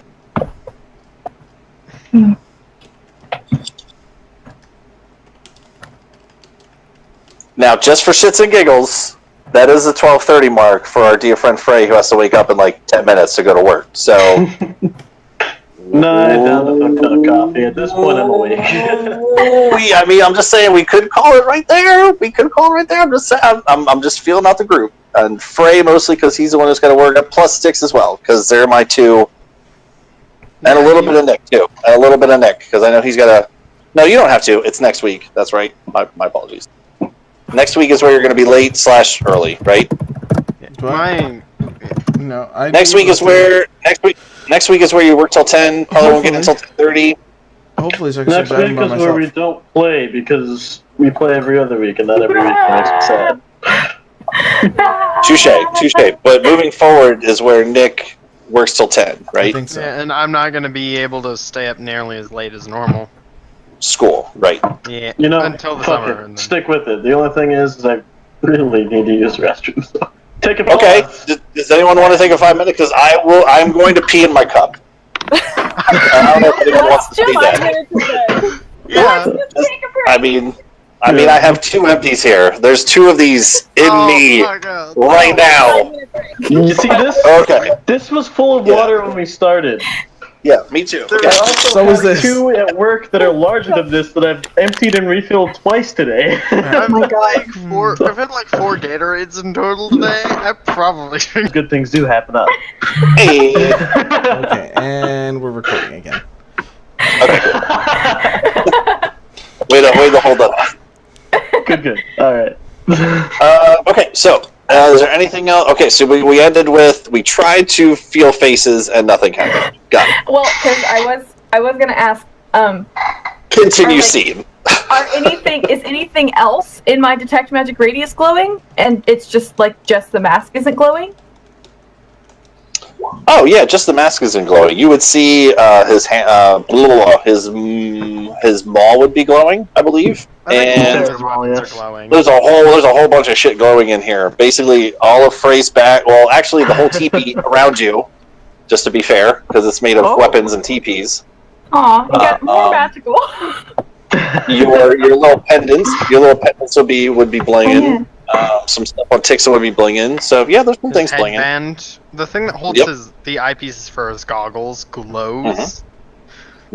So, do I know if can I tell if the mask is resisting me, or is it just impossible to cast detect magic on it?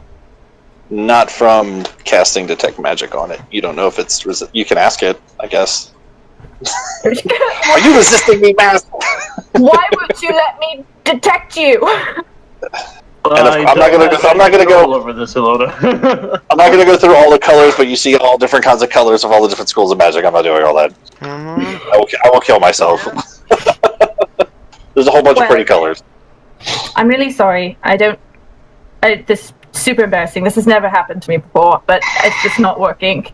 It's just not. I don't think it's going to happen tonight. I'm sorry, but we can try again tomorrow if you want. I mean, I sort of, maybe I'm just out of juice. I don't know. I gotta go. I gotta go. This is the second time in short order. If you need a break, it's okay. And this is my first time doing this thing too, so I feel like maybe both of us are having some problems here that are stopping it from working out right. Well, for the first time, you're doing great. You're so patient and. I'll be right back. Tixon, roll a stealth check to see if you can stealth out of here without anyone noticing. No, I'm gonna roll this. Just rolling it out. I'm just roll this because I think only Frey can see me right now, right? I'm right behind Frey, basically. I'm right behind Ilona on the bedroll. She's looking at Frey, right? Yes. I'm just gonna hold up the symbol, just. I gotta go. Just go. But Tixon does that and then rolls over to go back to sleep. I was just thinking if you were trying to sneak out of there, because that'd be hilarious. Nah. He wants to sleep. So if anything important happens, just tell me. I'll be back in a minute. Okay. No, it's Frey oblivious to that. Oh yeah, Frey has no fucking clue that any of this could be considered anything beyond just business as usual. Same. Yep. Nope. Perfectly professional. Perfectly straightforward. Tixon's gesture is he oblivious to that? Oh, that? I'm gonna say probably not. He's real confused. What? He just looks at Tixon's like new wall. He's like, "The fuck's Tixon?" Oh, scoots back a couple of inches. I think.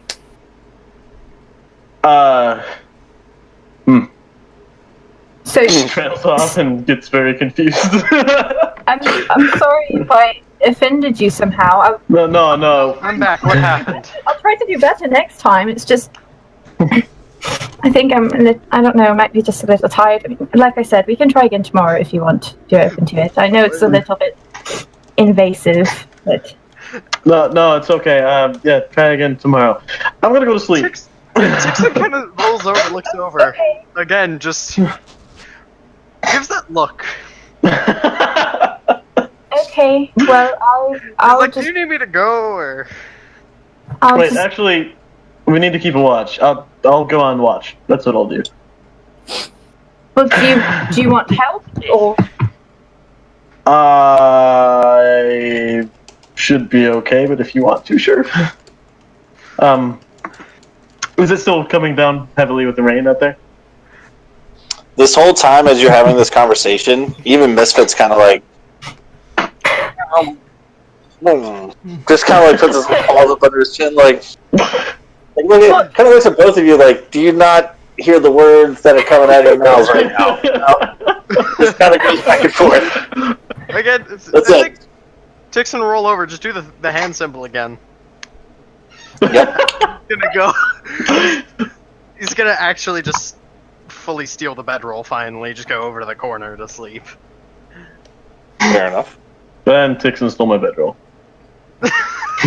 Well, I have a bedroll. I can sleep on one of the couches in the train. So No, it's He just stands up and mine. looks over. Here's mine. I'm gonna go on watch anyway. It's okay. Go ahead and yeah, I can just move down to the tent. Fine. Yeah, he can. When I have to go on watch, he can have his bedroll back. When is it still raining outside?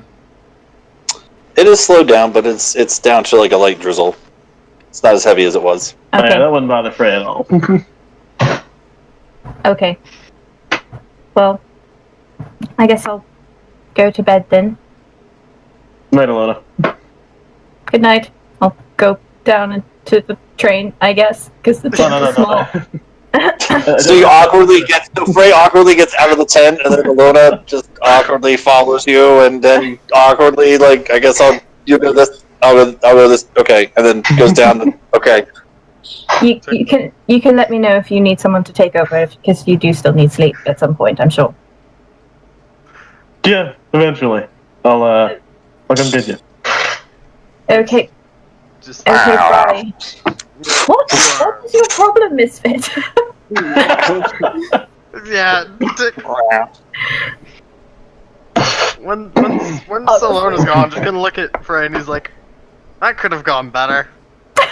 Your choice of words was terrible. I don't know what I'm fucking doing, man.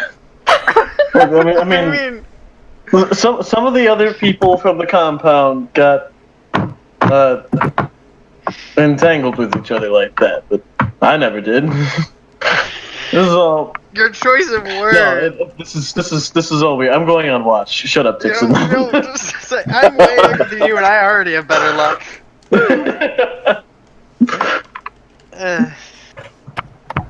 I'm gonna go to sleep. See you when you wake me up. I'm just kind of flop back on the bed. Super fun. Yeah, proceed. That's good. I think That's good. That's good. That's good. Which I did leave my bedroll, and I'll also leave my scarf, and just in case it gets really cold. And I'll just say, that's for if it gets really cold. Just put it on and think warm thoughts, and it'll warm you right up. I promise. And then I'll leave and go to bed. You leave him your rainbow scarf? Yes. Fair enough. If she leaves, I'm 100% taking that and putting it on.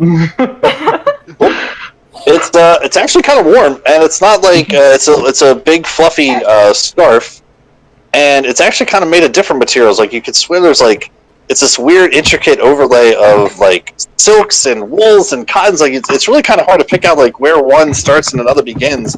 And same thing goes with the colors too. It's not like it's just like red, orange, yellow, green, blue. It's like the same like materials that are different colors are also like again that woven into each other kind of pattern. It's really kind of cool looking. I dig it, but also just like to specifically mention that because Frey is a man who doesn't even know how to wear a fucking shirt most of the time, he has no idea how to properly wear his scarf. So he like does a little like tie thing and pulls it a little tighter, and it's just the two ends hanging down. He's like, "The fuck do I do now?" Maybe toss one end over the shoulder. That's how I do it. Gibson's laughing so hard. Whatever. Yep. That's He's great. trying to sleep. He's trying. I love the headband idea. That's fantastic. But he's already committed to the horrible, wrong. The horribly wrong, almost like this thing? confusion. I'm pretty sure even Tixon wears a scarf.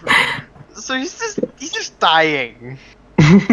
Dying. He's trying to sleep and you're not helping. We don't understand you fucking civilians' fashion. Maybe you should try wearing a shirt at some point. Persephone. You should just be glad that I remember to wear pants. That's fair. Persephone. Mm-hmm. Where are you at? Are you where you're at on the map? Somewhere where the dragon is, because that's where the power core is. Something like that ruin. Okay. When you fall asleep, what is your passive? Like, what is your passive perception go to? Well, Minus disadvantage 5. for passive is -5, so 15. You have a passive perception of 20. Awesome. Okay. And I would have set up traps around the. Sure. What traps would you like to set up? I want to take little like nails and kind of bury them in the dirt all the way around. So you don't really see them. They're just when you step on them, it hurts like hell. And then I want a more obvious. I want a more obvious like tripwire around with bits of metal to make noise if somebody trips across it. And that way they think that they've found the trap and they don't look for anything else. Got it. Yeah, I think that's about it that I'd have time for. Okay, cool. Alright, so as you're sleeping in your tent, and it's getting into the later hours of the evening, not that you would know that because you're sleeping, but somewhere in the middle of the night, and sorry, how far of a dark vision do you have? Is it like 60 feet? Billion. As a Ganas? A bajillion, zillion? Okay, that's fine. Then you definitely see that. Okay, that's fine. And what's your passive like? It doesn't really matter because I already rolled that. My passive is a 17. Cool. So, in the middle of the night, Percy, you're sleeping in your tent, dreaming of guns and making big guns and making bigger guns and the bigger guns and then blowing shit up and guns. And then you're suddenly sprung awoke as your sound alarm goes off. And what was your sound alarm again? Like different cling, like jingles or something? Bits of metal that would cling against each other when somebody trips across it. Like a wire kind of thing? Okay. Yeah. So you hear the jingle jangle. That instantly springs you awake. Because even though you're dreaming of butterflies and bullets and things and casings and shells, you're still alert enough in your dreams where it's like when you set an alarm when you're waking up for work. Like you're still sleeping, but when you hear the doo, and you're like, oh shit, you gotta wake up.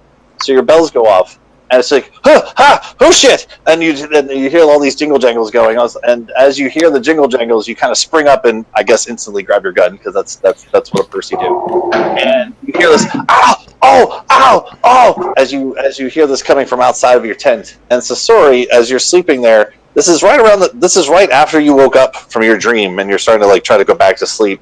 And off in the distance, you see this little black figure walking towards Persephone's tent. You don't really see it at first, but you only notice it once, like the jingle jangles and the image kind of come together. It's like, oh, that actually is a person, or an object, or a creature, or something.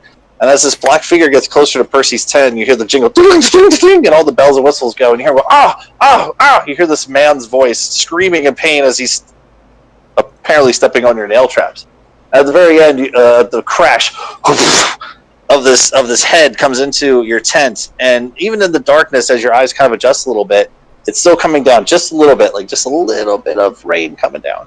And you look up, and you see Vincent looking at you like, this isn't my tent.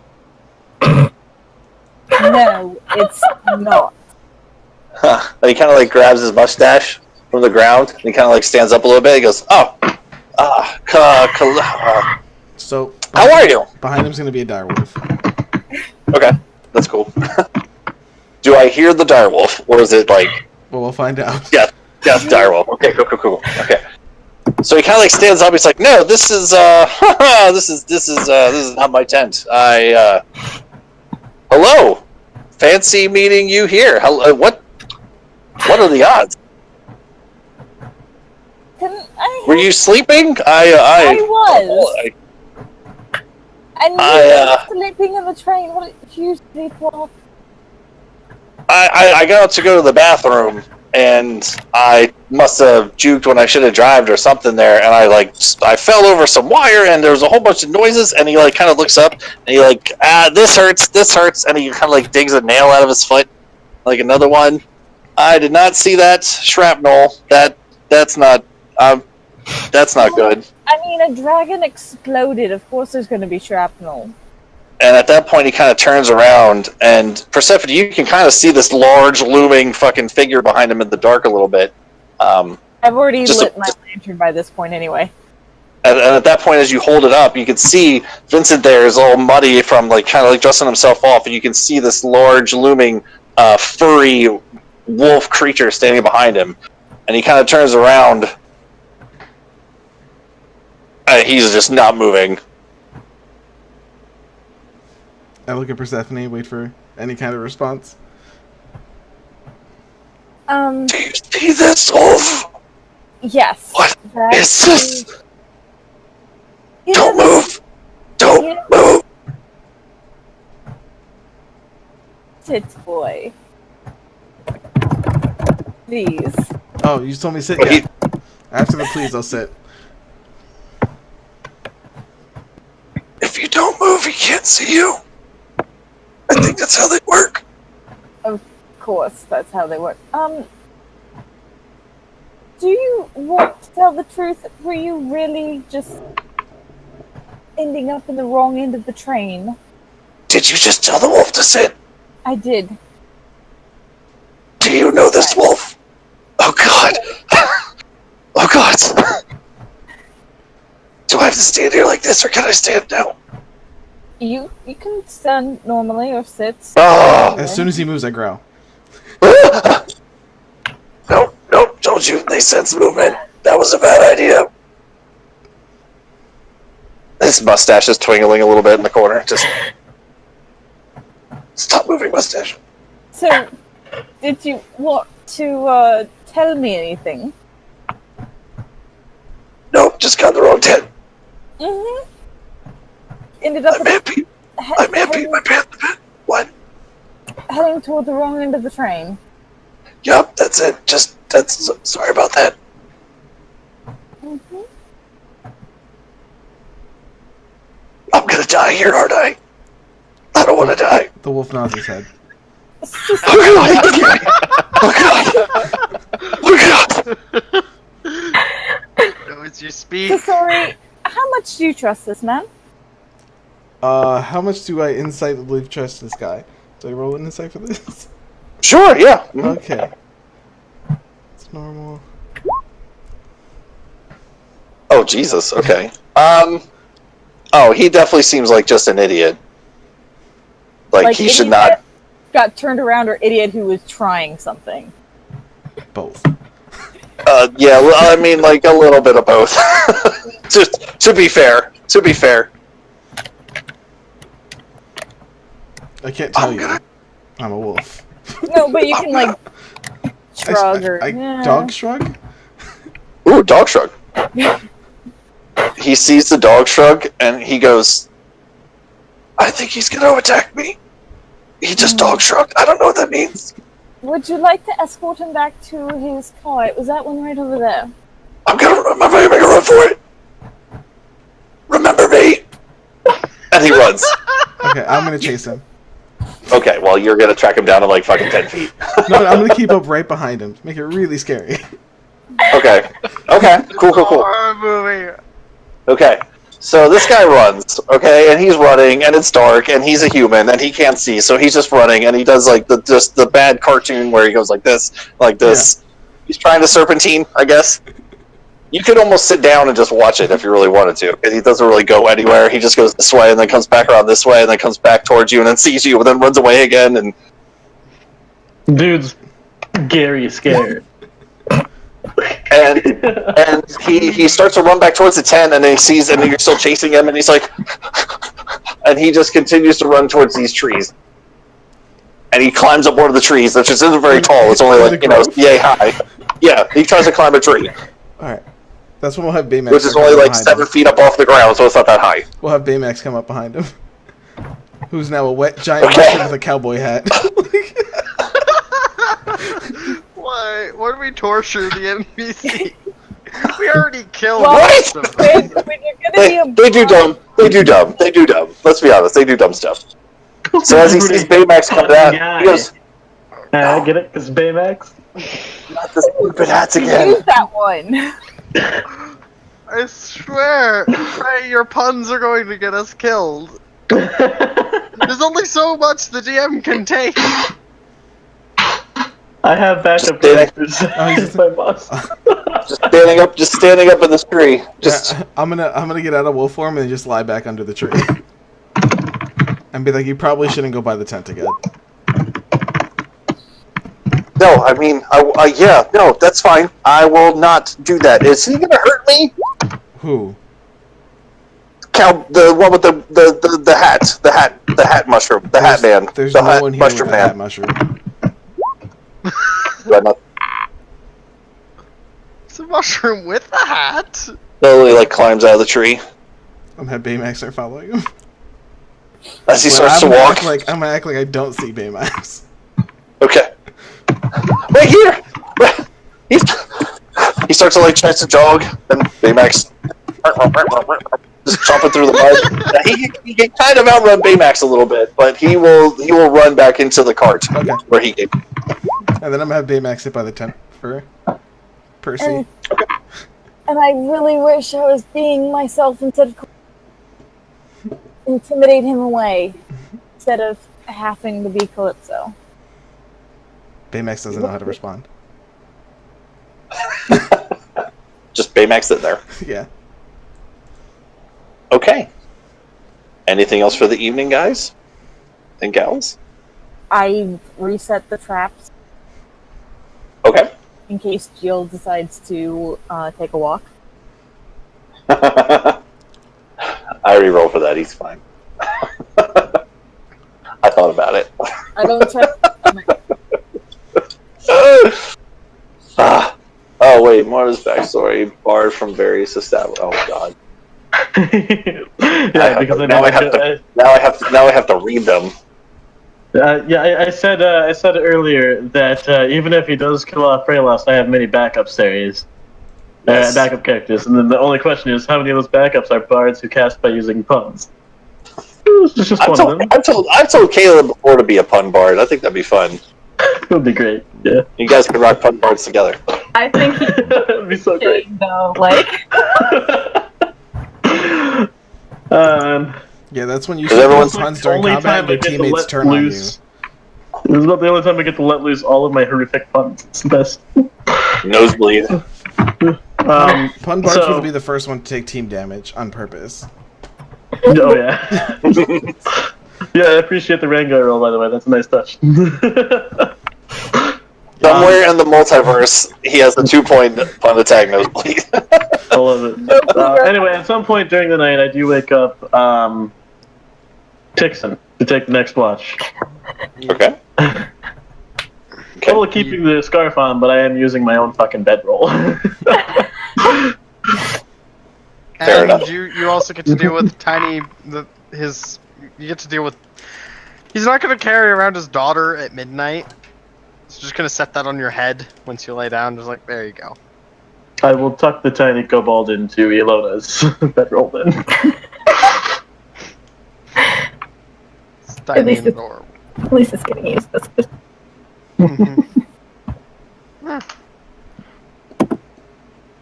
Cool. So, as the night takes you all, some of you, a little mini side visions and dreams. The next morning, the ground is wet and muddy from the night's previous rain, but it has stopped. Raining.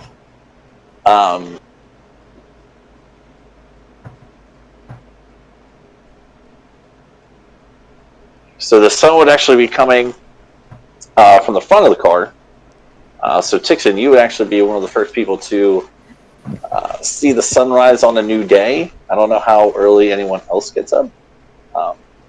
But you will have your long rest, so your HP's back, your spells are back, your best friend's back, your favorite color's back, whatever. Was there an hour between when I turned into a wolf until now? Yeah. Okay, so I got my shot. That would have happened. That would have happened by like 1-2 o'clock. I was imagining it somewhere back in there. Right. Plenty of time. Texan's just kind of sketching the morning, the sunrise. Okay. The one thing you guys will notice as you kind of wake up, stretch, get some morning coffee, and if anyone's making breakfast and things. Again, a lot of the it seems like the earth has kind of erased this area. Any sort of blood that was on the ground from not necessarily people dying and getting stabbed with swords kind of blood, but more just from the explosion and the fires from the dragon detonation over in this area, has been washed away, and the fires that were smoldering before, where the dragon explosion has now come to. It's not even smoking anymore. It's all seems to have kind of reset on itself, if you will. It's a new morning. It is Wednesday. It is 1 o'clock. What in the morning? do you want to do at 1 o'clock in the morning here? Yeah, Okay. 1 o'clock in the morning here. Wait. I was like, we slept until 1? Hot damn! It's 1 in the afternoon. We were also about that. Morning cartoons are over. You missed brunch. No, I'm just kidding. I had a very and second breakfast. I had a very interesting night, to be fair. Yeah. You certainly did. A lot of you did. You guys must be exhausted. Just a lot of face touching. Yeah. Well, when you're up trying something new like that all night, Yeah. It's experimenting. That's true. It's understandable. A lot of first timers here. We got a lot of first time face touchers here. very exciting. It's only getting worse. It's all my fault. I made this worse. What do you guys want to stop there? I don't have anything to do tomorrow. This is always on you guys as a group, and don't feel bad saying no, because this is a group thing. So we can end it on a new day. We can keep going. That's up to the group as a whole. I need sleep. I think you need sleep. You gotta be up in 3 hours, yeah. I'm sure I do. Yeah. I've been adjusting to 5 a.m. wake-ups for the past month, and it's been going interestingly. Alright. I'll tell you, why don't we just do this? I know you don't want to, but I think that's a pretty good place to. We have a new day, it's a new dawn, the earth has cleansed itself of this travesty here, and you guys are trying to figure out what you're going to do for the next leg of this journey, whether you want to wait for your toe, you want to go explore different areas, what you want to do, so that'll give us some time to figure that out, because we have 2 weeks to do that. So we will call it there, Gearhearts.